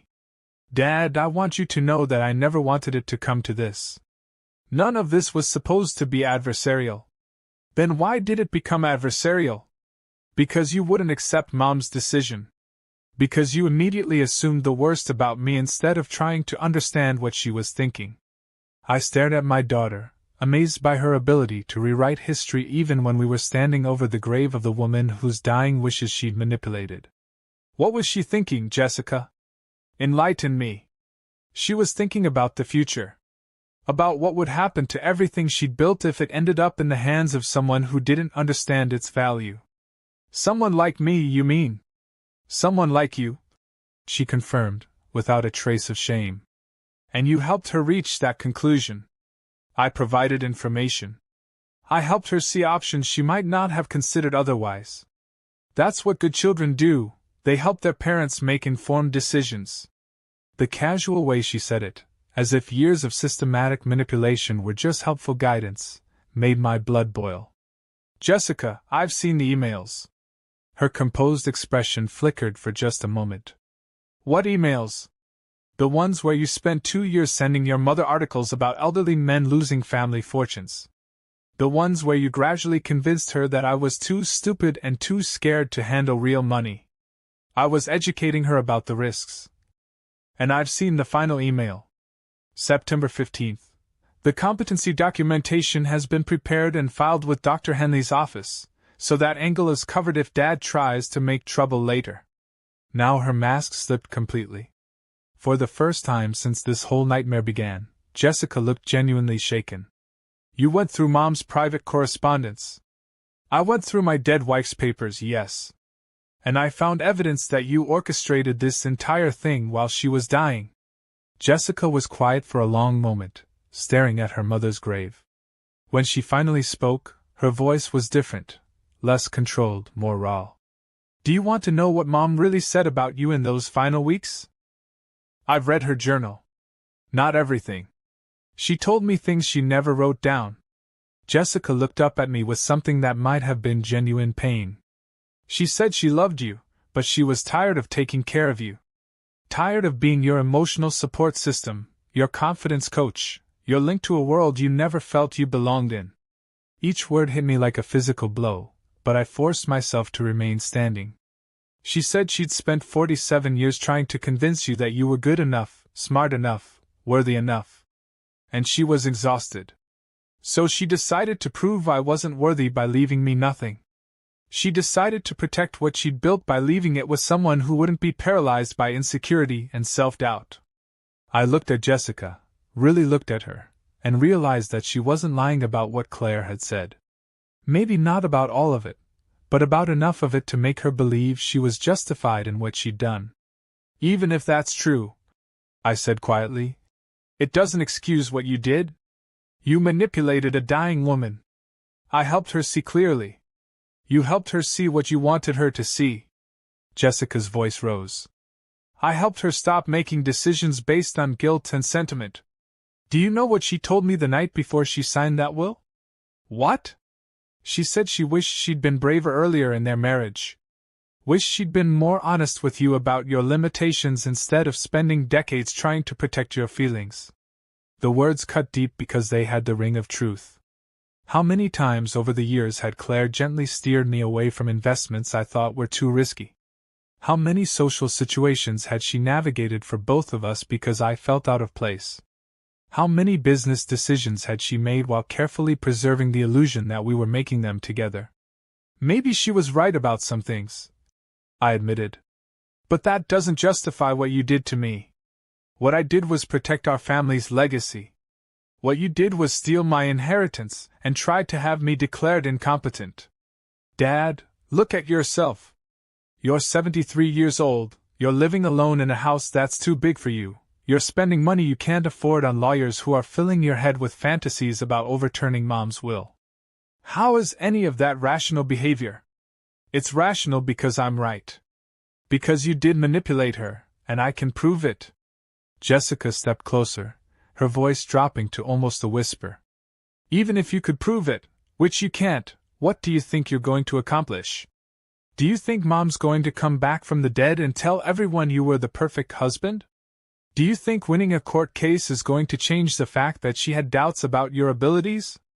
I think it'll prove that she didn't make that decision freely. She made it freely. She just made it based on information you didn't want her to have. We stood there in silence for a moment, the rain getting heavier, both of us getting soaked but neither willing to leave first. Jessica, I said finally, I need you to answer one question for me, and I need you to be completely honest. What question? Do you feel any guilt about what you've done? Any remorse at all? She considered this for a long moment, and I could see her calculating whether honesty or manipulation would serve her better. I feel sorry that you're hurt, she said finally. I feel sorry that Mom's death has been so hard on you. But do I feel guilty about protecting $50 million from someone who's spent his entire life being intimidated by money? No. I don't. And the competency evaluation? The memory care unit? Having your own father declared mentally incompetent? I would do whatever was necessary to protect Mom's legacy. Even destroying me in the process. You're not destroyed, Dad. You're just contained. Contained. Like a hazmat spill or a dangerous animal. Jessica, I want you to understand something. I'm not going to accept a settlement. I'm not going to quietly disappear into some assisted living facility. I'm going to fight this to the very end. Why? What's the point? Even if you win, and you won't, what will you have gained? You'll still be a lonely old man whose wife lost faith in him. You'll still be someone who needed to be saved from his own limitations. Maybe. But I'll also be someone who didn't let his daughter destroy his life without consequences. Jessica smiled, but it was cold and ugly. Dad, you don't understand what you're up against. I have resources you can't even imagine. I have connections, expertise, money.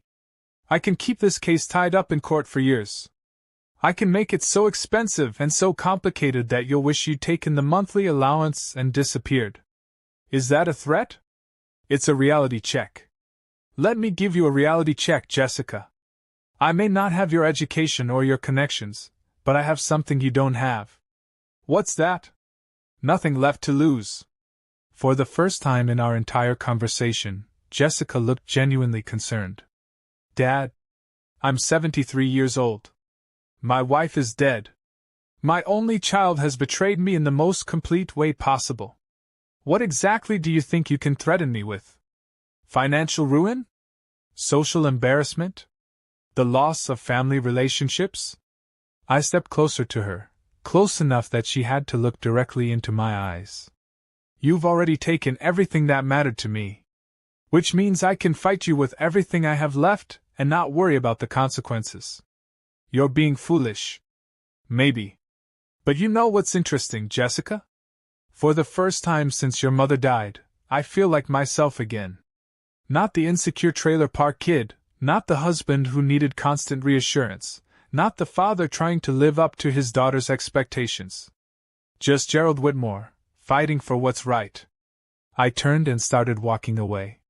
Dad, wait. I stopped but didn't turn around. This doesn't have to get uglier than it already is. We could still work something out. Now I did turn around. What did you have in mind? 30 million. You take 30 million, I take 20 million, and we both walk away. It was more than I dared hope for when this all started. Enough money to live comfortably for the rest of my life, to travel, to do whatever I wanted. What about the house? You can buy whatever house you want with $30 million. And in exchange? You drop the lawsuit. You stop making accusations about undue influence. You let Mom rest in peace. I looked at Claire's grave, then back at Jessica. No. Dad, be reasonable. I said no. It's not about the money anymore, Jessica. It's about justice. Justice? You want to talk about justice? You had 47 years with Mom. 47 years of love, partnership, shared experiences. I'm offering you enough money to live like a king for whatever time you have left. How is that not justice? Because you stole it. Because you manipulated a dying woman. Because you tried to have me declared incompetent. Because you orchestrated the whole thing while pretending to care about your mother's well-being. I started walking away again. Dad! Jessica called after me. If you keep pushing this, I'm going to have to defend myself. And that means destroying whatever illusions you still have about Mom's feelings toward you. I stopped walking but didn't turn around. There are emails, Dad. Emails where she talks about regretting her marriage. Emails where she wonders what her life would have been like if she'd married someone from her own social class. Emails where she calls you a sweet but limited man who she stayed with out of obligation. The words hit me like bullets, but I kept walking. I have recordings, Dad. Conversations where she talks about your insecurities, your fears, your inability to function in her world without constant support. I reached my car and got in. If you force this to trial, I'll play every one of them in open court. Everyone will know how she really felt about you. I started the engine and drove away, leaving Jessica standing alone in the rain next to her mother's grave. But as I drove home, her words echoed in my head. More emails. Recordings. Evidence that Claire's doubts about me went even deeper than I'd realized. Did I really want to find out how little my wife had thought of me? Did I want the whole world to know that our marriage had been, from her perspective, an act of charity? By the time I reached the house, I was questioning everything again. Maybe Jessica was right. Maybe I should take the 30 million and disappear quietly. Maybe some truths were too painful to uncover, some battles too costly to fight. But then I remembered that email from September 15th. The casual, clinical way Jessica had planned my destruction. The way she'd calculated every angle, prepared for every contingency, reduced my entire life to a problem that needed to be managed. And I realized that no matter how much Claire might have doubted me, no matter how many painful truths came out in court, I couldn't let Jessica win.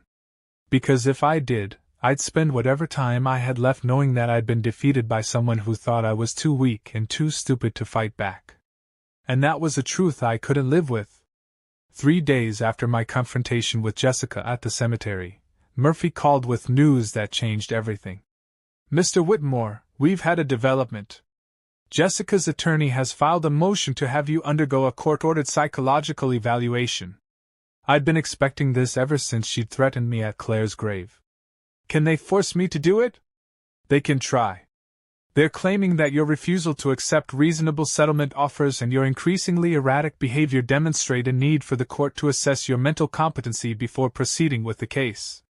What kind of settlement offers? She made one offer for $30 million. According to their filing, they've made multiple attempts to reach an amicable resolution that would provide for your care and comfort, while preserving your late wife's wishes. They're painting you as an obstinate old man who's refusing reasonable accommodation out of spite. The manipulation was breathtaking. Jessica was using my refusal to take her money as evidence that I was mentally incompetent. What's our response? We fight it.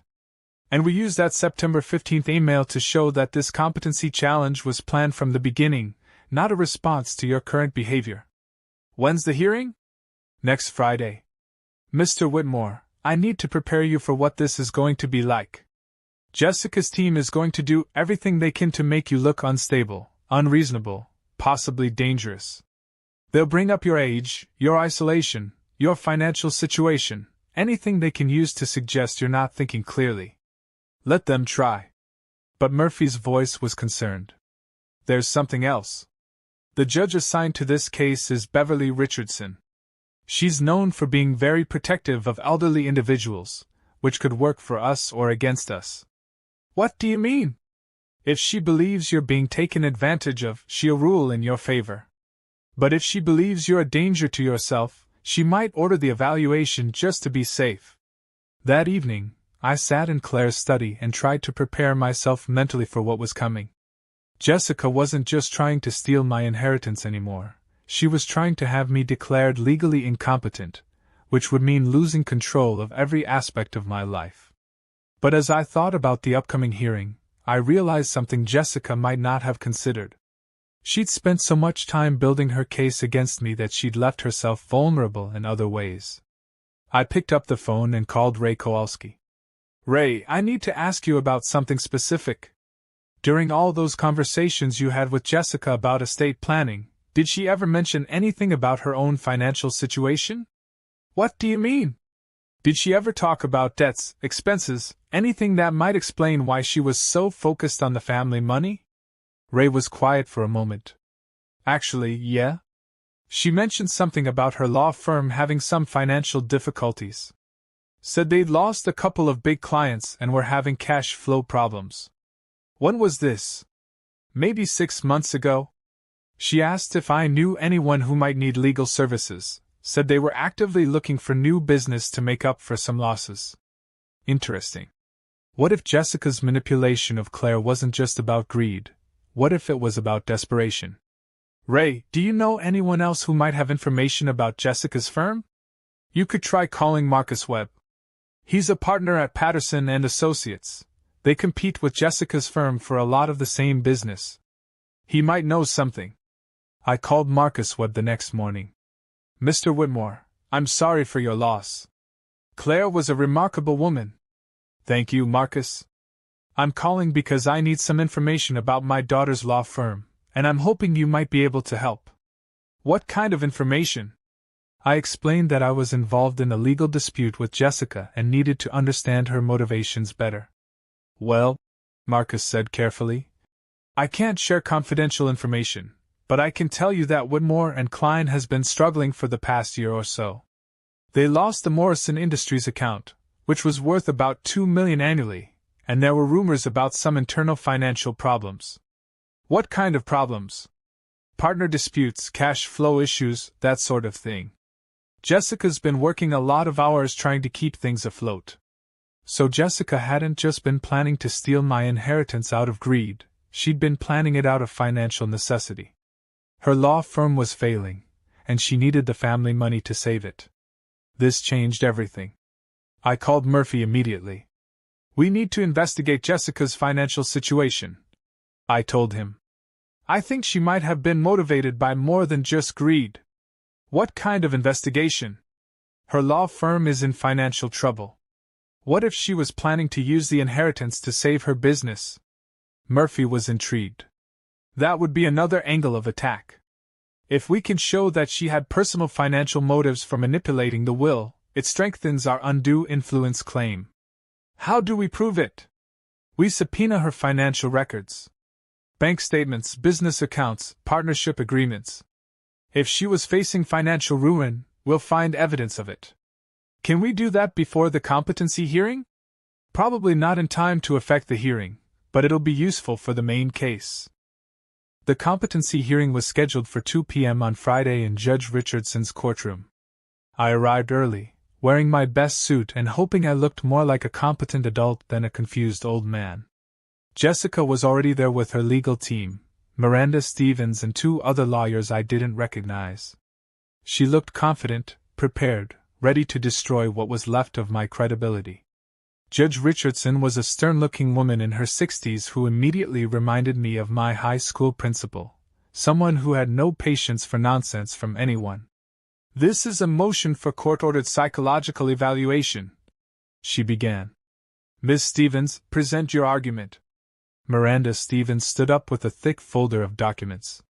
"Your Honor, we're deeply concerned about Mr. Gerald Whitmore's mental state and his ability to make rational decisions regarding this estate dispute." She began laying out their case. My age. My recent loss. My refusal to accept reasonable settlement offers. My obsession with challenging a legally valid will. My paranoid accusations against family members. "Mr. Whitmore is exhibiting classic signs of grief-related cognitive decline," Stevens continued. "He's isolated, suspicious, making accusations without evidence, and refusing practical solutions to his financial situation." "What evidence do you have of cognitive decline?" Judge Richardson asked. "His behavior since his wife's death has become increasingly erratic. He's accused his daughter of elder abuse without any proof. He's hired lawyers to pursue a frivolous case that has no merit. He's refused offers that would ensure his financial security for the rest of his life." Judge Richardson looked through the paperwork. "What settlement offers are you referring to?" "We've offered Mr. Whitmore $30 million, more than enough to ensure a comfortable retirement. He's refused, insisting instead on pursuing baseless allegations against his daughter." The way Stevens presented it, I sounded like a delusional old man who was too stubborn to accept reality. "Mr. Murphy, your response?" Murphy stood up with his own folder. "Your Honor, this motion is not about concern for Mr. Whitmore's mental health. It's about silencing him before he can expose the truth about how his wife's will was obtained." He pulled out the September 15th email and handed it to the judge. "This email, sent by the petitioner to her dying mother 1 week before Mrs. Whitmore's death, proves that the competency challenge being made today was planned months in advance. Quote, the competency documentation has been prepared and filed with Dr. Henley's office, so that angle is covered if Dad tries to make trouble later." Judge Richardson read the email carefully, her expression growing more stern. "Ms. Stevens, how do you explain this email?" Stevens looked genuinely surprised. She clearly hadn't known about the email. "Your Honor, I need time to review this document and verify its authenticity. It came from Mrs. Whitmore's email account," Murphy continued.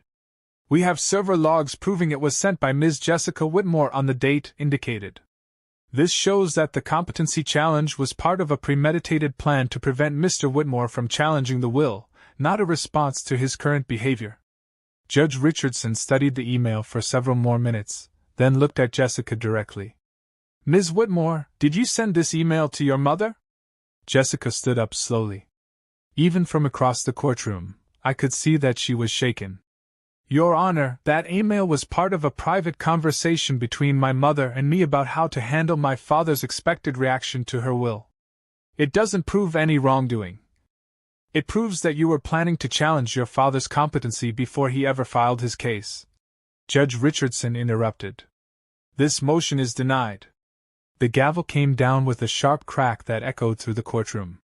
"Furthermore," Judge Richardson continued, "I'm deeply troubled by what appears to be evidence of premeditated manipulation of a dying woman. Mr. Murphy, I suggest you include this email in your formal pleadings for the main case." As we left the courtroom, I could see Jessica arguing heatedly with her legal team. The competency challenge had not only failed, it had backfired spectacularly, giving us more evidence of her manipulation campaign. But I knew this was just the opening round. Jessica still had those emails and recordings she'd threatened me with. She still had $50 million worth of motivation to destroy me completely. The war was far from over. But for the first time since this nightmare began, I felt like I might actually have a chance of winning.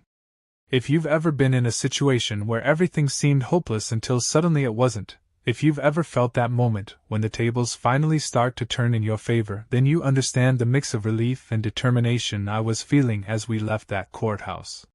Jessica had underestimated her old man again. And now she was about to learn that when you try to destroy someone who has nothing left to lose, sometimes they find reserves of strength they didn't know they had. The victory in the competency hearing gave me something I hadn't felt in months: hope. But Jessica's threat about revealing more of Claire's private thoughts still haunted me. How many emails were there? How many recordings? How devastating would they be if played in open court? I was about to find out. 2 weeks after the hearing, Murphy called with news that made my blood run cold. Mr. Whitmore, Jessica's legal team has filed a motion to introduce what they're calling character evidence into the case. They want to play recordings and read emails that allegedly show your wife's true feelings about your marriage. Can they do that? Unfortunately, yes. Since you're claiming undue influence, they have the right to present evidence about your wife's mental state and her reasons for changing the will.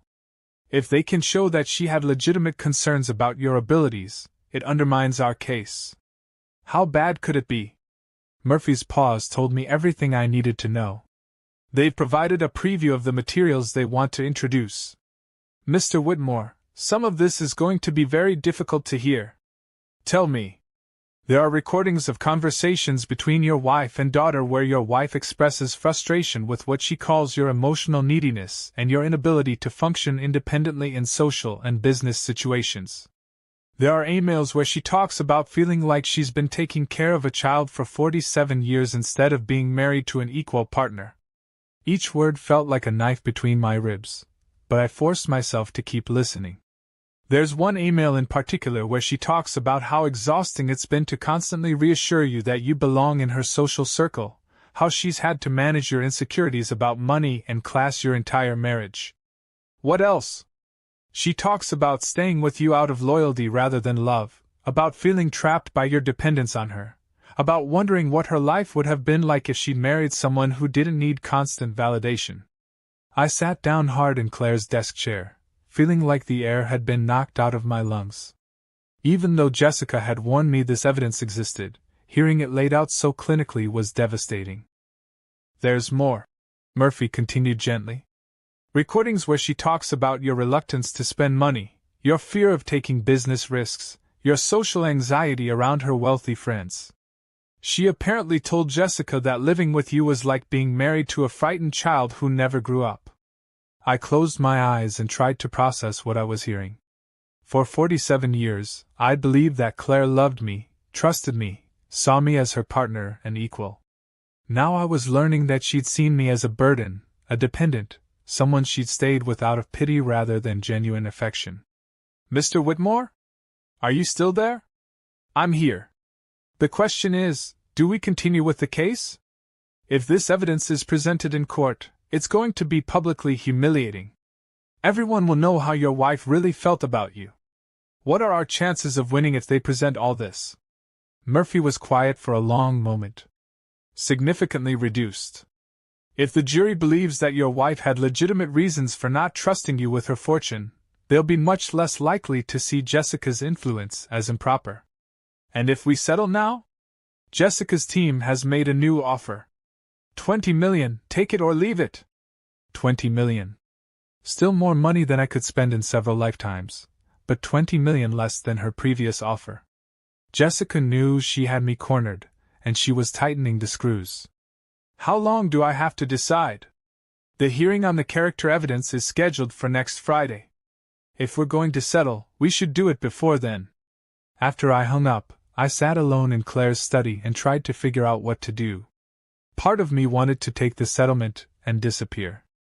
$20 million would let me live comfortably anywhere in the world, far from the gossip and judgment that would follow if Claire's private thoughts became public knowledge.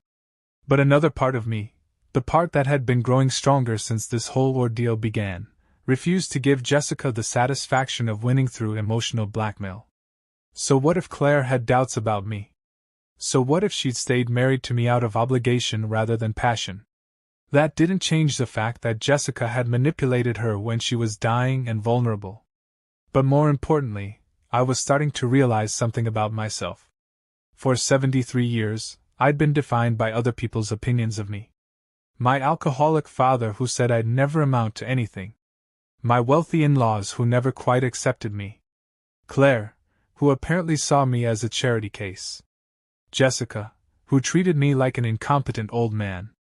Maybe it was time to stop caring what any of them thought, and start defining myself. That evening, I did something I'd never done before. I called a reporter. Sarah Martinez from the Oregonian had covered several high-profile estate disputes, and she had a reputation for thorough, fair reporting. I figured if this was going to become public anyway, I might as well control the narrative. "Mr. Whitmore, I've been following your case," she said when I reached her. "Are you prepared to go on the record?" "I am. But I want to tell you the whole story, not just the legal basics." We met the next morning at a coffee shop downtown, away from the courthouse and lawyers' offices. I told Sarah everything, about Jessica's years-long manipulation campaign, about the systematic way she'd poisoned Claire against me, about the email proving she'd planned my competency challenge from the beginning. "This is a remarkable story," Sarah said, taking notes. "But you realize that if I write this, Jessica's team will probably release those recordings and emails to discredit you? Let them. I'm tired of being afraid of what people think about me. Even if it destroys your reputation? My reputation is already destroyed. My wife thought I was pathetic, my daughter thinks I'm incompetent, and everyone in our social circle probably agrees with them. What do I have to lose?" Sarah studied my face. "What do you have to gain?" "The truth. Justice. Maybe some peace of mind." The article ran 3 days later on the front page of the Oregonian's local section, under the headline, "Daughter's Scheme to Disinherit Elderly Father Exposed in Court Documents." Sarah had done her homework. She'd interviewed Ray Kowalski, Marcus Webb, and several other sources who corroborated Jessica's financial problems and her systematic campaign to undermine me in Claire's eyes. She'd obtained copies of the emails and presented them in context, showing how Jessica had gradually manipulated her dying mother. But she'd also presented Jessica's side fairly, including quotes from her legal team about their concerns for my mental health and their belief that Claire's will reflected her true wishes. The response was immediate and overwhelming. My phone started ringing within hours of the article's publication. Old friends I hadn't heard from in years called to express support. Business associates offered to testify on my behalf. Even people I barely knew reached out to say they'd been following the case and believed I was being treated unfairly. But the most important call came from Murphy. "Mr. Whitmore, Jessica's team wants to meet. They're asking for an emergency settlement conference." What changed? Public opinion. The article made Jessica look like a manipulative schemer who preyed on her dying mother. That's not the image her law firm wants associated with their brand, especially when they're already struggling financially. What are they offering? $40 million. $40 million. More than Jessica's first offer, and enough to ensure I could live like a king for the rest of my life. What's the catch? You have to agree to a non-disclosure agreement. No more media interviews, no more public statements about the case. Essentially, you take the money and disappear quietly. And if I refuse? They'll proceed with the character assassination. They'll play every recording, read every email, drag your marriage through the mud in the most public way possible. I thought about Claire's private doubts about me, about the humiliation of having our most intimate relationship problems aired in court. I thought about the whispers that would follow me for the rest of my life, the judgment from people who'd always suspected I wasn't good enough for Claire anyway. Then I thought about that email from September 15th. About Jessica planning my destruction while her mother was dying. About the casual cruelty with which she'd orchestrated my humiliation. Schedule the settlement conference, I told Murphy. You're going to take the $40 million? I'm going to make them a counteroffer they'll never forget. The settlement conference was held at a neutral location, a conference room in a downtown hotel, with representatives from both sides and a retired judge serving as mediator. Jessica looked haggard, stressed in a way I'd never seen before. The media attention had clearly taken a toll on her, and I suspected her law firm partners weren't happy about the negative publicity. Mr. Whitmore, the mediator began, I understand you've been offered $40 million to settle this dispute. Are you prepared to accept that offer? No, I said calmly. I have a counteroffer. Jessica's lawyers exchanged glances. They'd clearly expected me to either accept or negotiate for more money. What's your counteroffer? The mediator asked. I looked directly at Jessica. I'll take $10 million. The room went dead silent. $10 million? Miranda Stevens asked. That's $30 million less than what we're offering. That's correct. Why would you take less money? I smiled for the first time in months. Because my $10 million comes with conditions that are worth more to me than $30 million. What conditions? Jessica asked, her voice tight with suspicion. I pulled out a folder I'd prepared with Murphy's help. First, Jessica publicly admits that she manipulated her dying mother into changing the will through a systematic campaign of undue influence. Absolutely not, Stevens said immediately. Second, she makes a public apology for trying to have me declared mentally incompetent as part of a premeditated scheme to silence me. We're not admitting to any wrongdoing, Stevens insisted. Third, she agrees to undergo psychological evaluation herself to determine whether she's capable of managing $50 million responsibly, given her history of financial desperation and manipulative behavior. Now Jessica was on her feet. This is insane. And finally, I continued, she agrees to donate $20 million to the Oregon Alzheimer's Association, in honor of all the elderly people who've been victimized by family members who claimed they were acting in their loved ones' best interests. The room erupted in angry voices from Jessica's legal team, but I held up my hand. That's my offer. $10 million for me, $20 million for charity, $20 million for Jessica, and public acknowledgement of what she did. Otherwise, we go to trial and let the jury decide. The mediator looked stunned. Mr. Whitmore, you're walking away from $30 million to make a point. I'm walking away from $30 million to get justice. There's a difference. Jessica was staring at me like she'd never seen me before. Dad, this is crazy. You're throwing away your financial security to make some symbolic point. I'm not throwing anything away. I'm choosing justice over money. Justice? Jessica's voice was rising. You want to talk about justice? You had 47 years with Mom. 47 years of her love, her support, her money. How is that not enough? Because you stole the last part. You manipulated her when she was dying, and you tried to destroy me when I fought back. The mediator cleared his throat. Perhaps we should take a recess. No, I said firmly. I want an answer now. Accept my terms, or we go to trial. Jessica and her lawyers huddled in whispered conversation for several minutes. Finally, Stevens spoke up. Mr. Whitmore, your terms are completely unreasonable. We cannot and will not admit to any wrongdoing, and we certainly won't subject our client to psychological evaluation.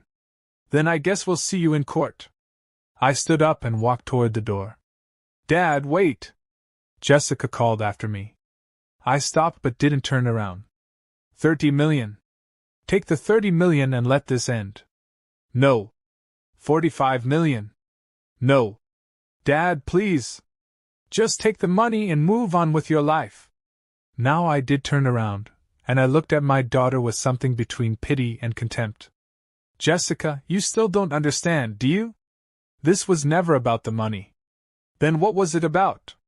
It was about whether I was going to let you destroy me without fighting back. It was about whether I was going to spend my final years knowing that I was too weak to stand up for myself. I walked back toward the conference table, but I didn't sit down. For 73 years, I've been afraid of not being good enough. Afraid of what people thought about me. Afraid of taking risks, making mistakes, standing up for myself.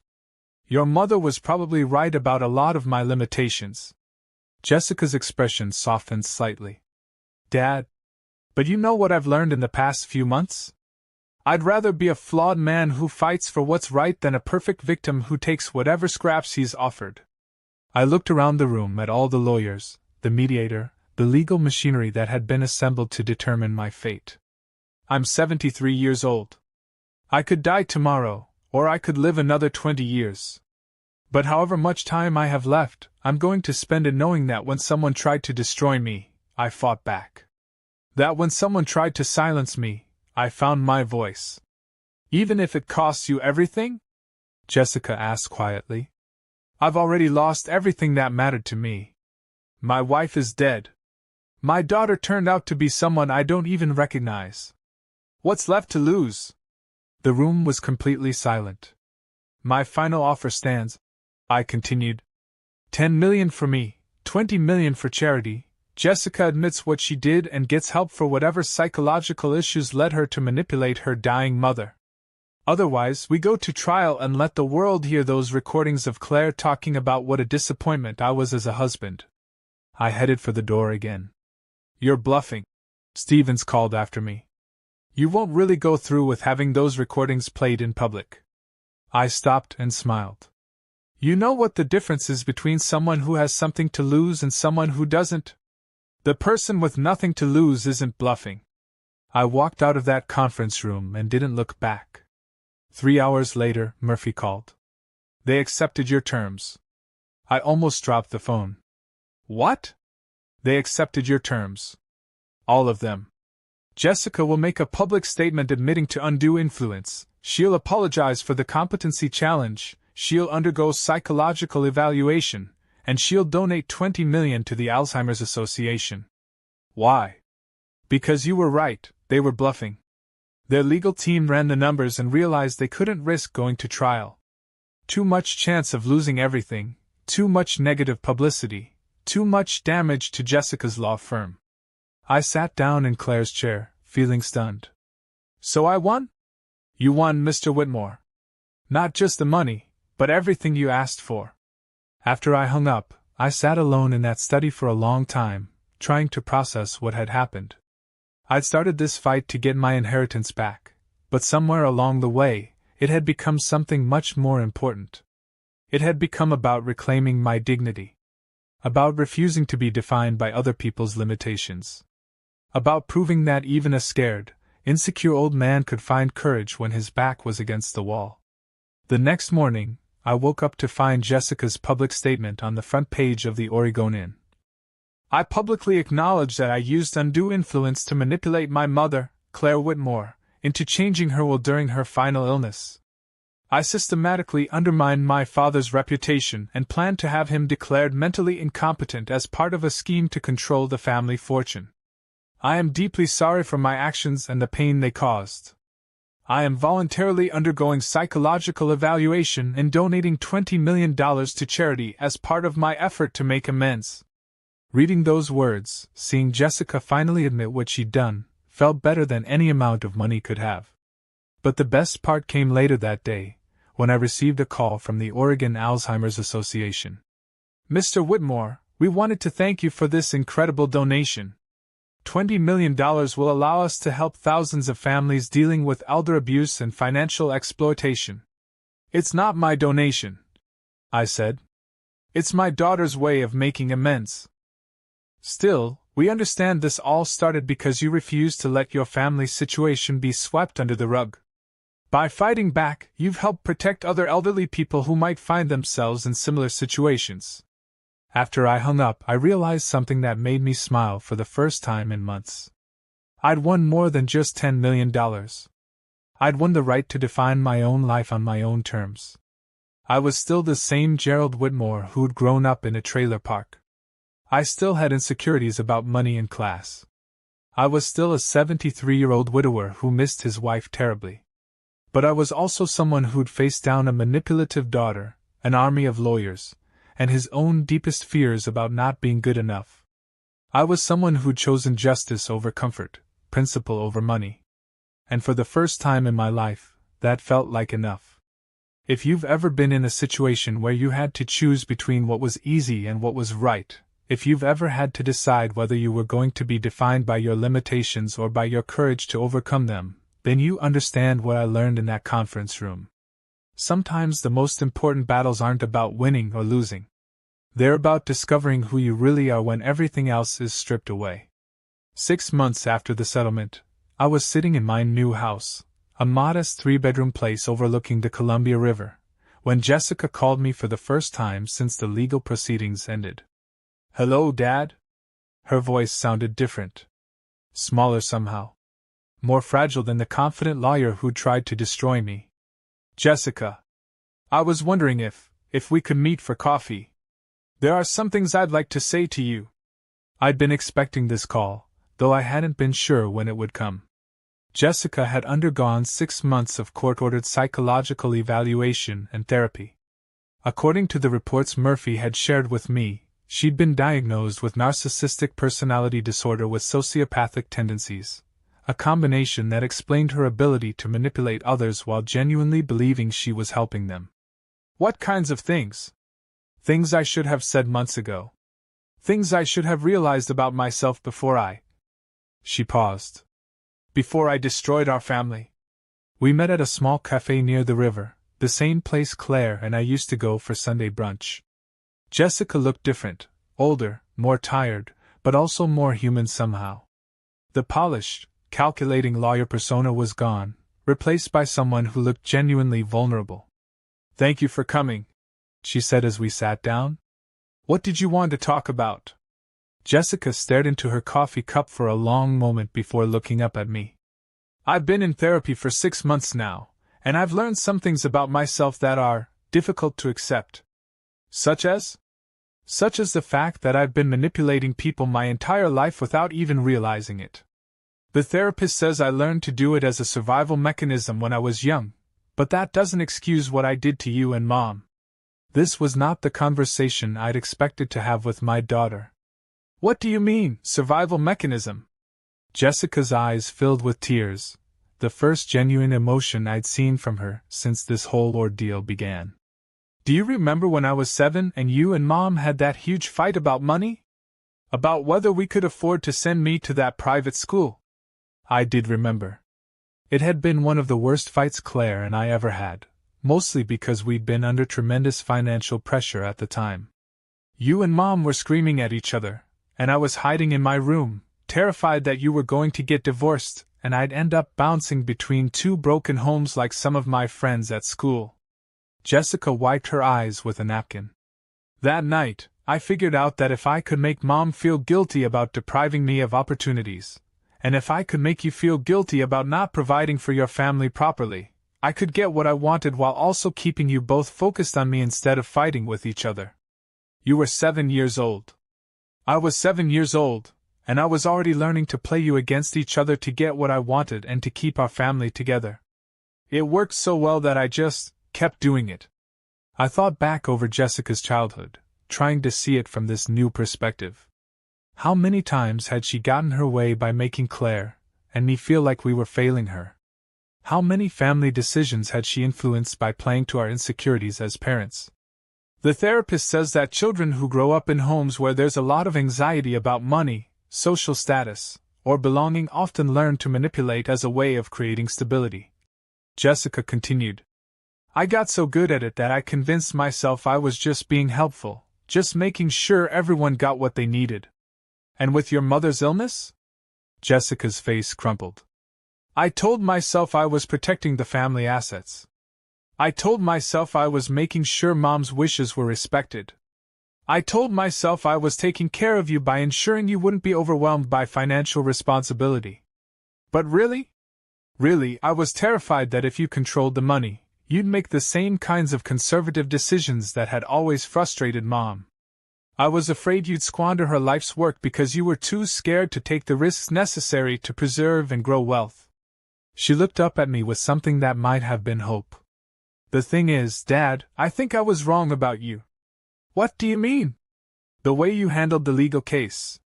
The way you refused to be intimidated by our lawyers, our threats, our attempts to have you declared incompetent.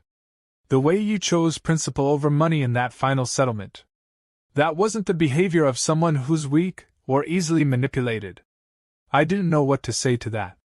I think the person I manipulated Mom into not trusting, this scared, insecure man who couldn't handle real money, that person maybe only existed in my head. And maybe in Mom's head too, because I'd been reinforcing that image for so many years. Jessica reached across the table and touched my hand. Dad, I'm not asking for forgiveness. What I did was unforgivable. But I want you to know that I finally understand what I took from you. It wasn't just money. It was your dignity, your autonomy, your right to grieve your wife without having to fight for basic respect. I looked at my daughter and saw, for the first time in decades, the little girl who used to crawl into my lap when she was scared. What happens now? I asked. Now I try to rebuild my life without manipulating people. I'm selling the law firm, what's left of it, and I'm going back to school to become a social worker. I want to help families instead of tearing them apart. And the $20 million you donated? Jessica smiled sadly. Best money I ever spent. Did you know they've already helped over 300 families deal with elder abuse cases? Some of them were eerily similar to what I did to you. We sat in silence for a moment, both of us processing the strange turn our relationship had taken. Jessica, can I ask you something? Of course. Do you think your mother really felt the way those emails suggested? That she saw me as someone she'd stayed with out of obligation? Jessica considered this carefully. I think Mom loved you more than you'll ever know. But I also think you triggered her protective instincts in ways that were exhausting for her. She spent 47 years trying to convince you that you belonged in her world, that you deserved the success you'd achieved, that you were worthy of her love. And that was exhausting? Dad, imagine if every day for 47 years, someone you loved deeply needed you to reassure them that they were good enough, smart enough, deserving enough. Imagine if you could never just enjoy your successes together because one of you was always worried that you didn't really deserve them. I thought about this. How many times over the years had Claire had to talk me into taking business risks, making investments, attending social functions where I felt out of place? How many times had she had to convince me that I belonged in her world? I think Mom got frustrated sometimes with having to be your constant source of validation. Jessica continued. But I also think she chose to stay with you because she genuinely loved you, not out of obligation. Then why the emails? Why the recordings? Because I gave her permission to vent her frustrations to someone who would understand. I became her safe space to express the things she couldn't say to you directly without hurting your feelings. Jessica paused. The thing is, Dad, everyone in a long marriage has moments of frustration, moments of wondering what if, moments of feeling trapped or exhausted or taken for granted. The fact that Mom expressed those feelings to me doesn't mean they represented her overall feelings about your marriage. I felt something ease in my chest that had been tight for months. But I used those moments of frustration against both of you. Jessica continued. I took Mom's worst moments of doubt and turned them into reasons why she couldn't trust you with her life's work. I used her love for you against her by convincing her that protecting her assets was the same thing as protecting you from your own limitations. We talked for another hour, working through decades of family dynamics that both of us were finally seeing clearly for the first time. When we were ready to leave, Jessica asked me one more question. Dad, do you think there's any chance we could, I don't know, try to have some kind of relationship again? I understand if the answer is no. I understand if what I did is unforgivable. I looked at my daughter and realized that forgiveness wasn't really a choice I had to make. It was something that had already happened while I wasn't paying attention. Maybe it had happened the moment she started taking responsibility for what she'd done. Maybe it had happened when she donated $20 million to help other families. Maybe it had happened just now, when she helped me understand that my marriage to Claire had been more complicated than I'd realized, but also more real than I'd feared. Jessica, I'd like that very much. 3 months later, Jessica and I had dinner together every Sunday. We were both still figuring out how to relate to each other as adults who'd been through trauma together, but we were making progress. I'd used some of my settlement money to establish a foundation focused on preventing elder abuse, particularly cases involving family members. Jessica volunteered there part-time while she was in school, using her legal expertise to help families navigate situations similar to what we'd been through. It wasn't the family relationship I'd imagined having with my daughter, but it was honest in a way our previous relationship had never been. We both knew exactly what we were capable of, the good and the bad, and we were choosing to build something better from that knowledge. On the first anniversary of Claire's death, Jessica and I went to her grave together. We brought flowers and sat quietly for a while, each of us lost in our own memories and regrets. "Do you think she would have forgiven us?" Jessica asked finally. "For what?" "You for challenging her will. Me for manipulating her into making it." I thought about Claire, not the frustrated wife from the emails and recordings, but the woman who'd seen something in a scared trailer park kid and spent 47 years believing he could become something more. I think she would have understood that we both did what we felt we had to do. And I think she would have been proud that we found our way back to each other. Jessica smiled through her tears. She always did believe people could be better than they were. Yeah, she did. As we walked back to our cars, Jessica asked me one final question. "Dad, was it worth it? The fight, the humiliation, losing $40 million to make a point?" I thought about the past year. The pain of discovering how my wife really felt about me sometimes. The stress of the legal battle. The cost of choosing principle over comfort. But I also thought about the moment in that settlement conference when I realized I'd rather be broke and dignified than rich and humiliated. I thought about the hundreds of families our foundation had helped. I thought about my daughter finally taking responsibility for who she'd become and working to become someone better. "Jessica," I said, "it was the most important thing I've ever done." And I meant it. If you've ever wondered whether it's worth standing up for yourself when the odds are stacked against you, if you've ever questioned whether principles matter more than comfort, if you've ever had to choose between being easy to manipulate and being difficult to destroy, then I hope my story gives you the answer. Sometimes the most valuable thing you can win isn't money. It's the knowledge that when life tried to break you, you chose to fight back. That when people tried to define you by your weaknesses, you chose to define yourself by your courage. That's worth more than $50 million. That's worth everything. And that's a lesson I hope anyone listening to this will take to heart. No matter how old you are, no matter how powerless you feel, no matter how impossible the odds seem, you always have the right to stand up and say, "No more." Because sometimes, when you have nothing left to lose, you discover that you've had everything to gain all along. Thank you for listening to my story. If it resonated with you, if it reminded you of your own strength when you thought you'd lost it, I hope you'll share it with someone who needs to hear it. We're all stronger than we think we are, we just sometimes need to be reminded.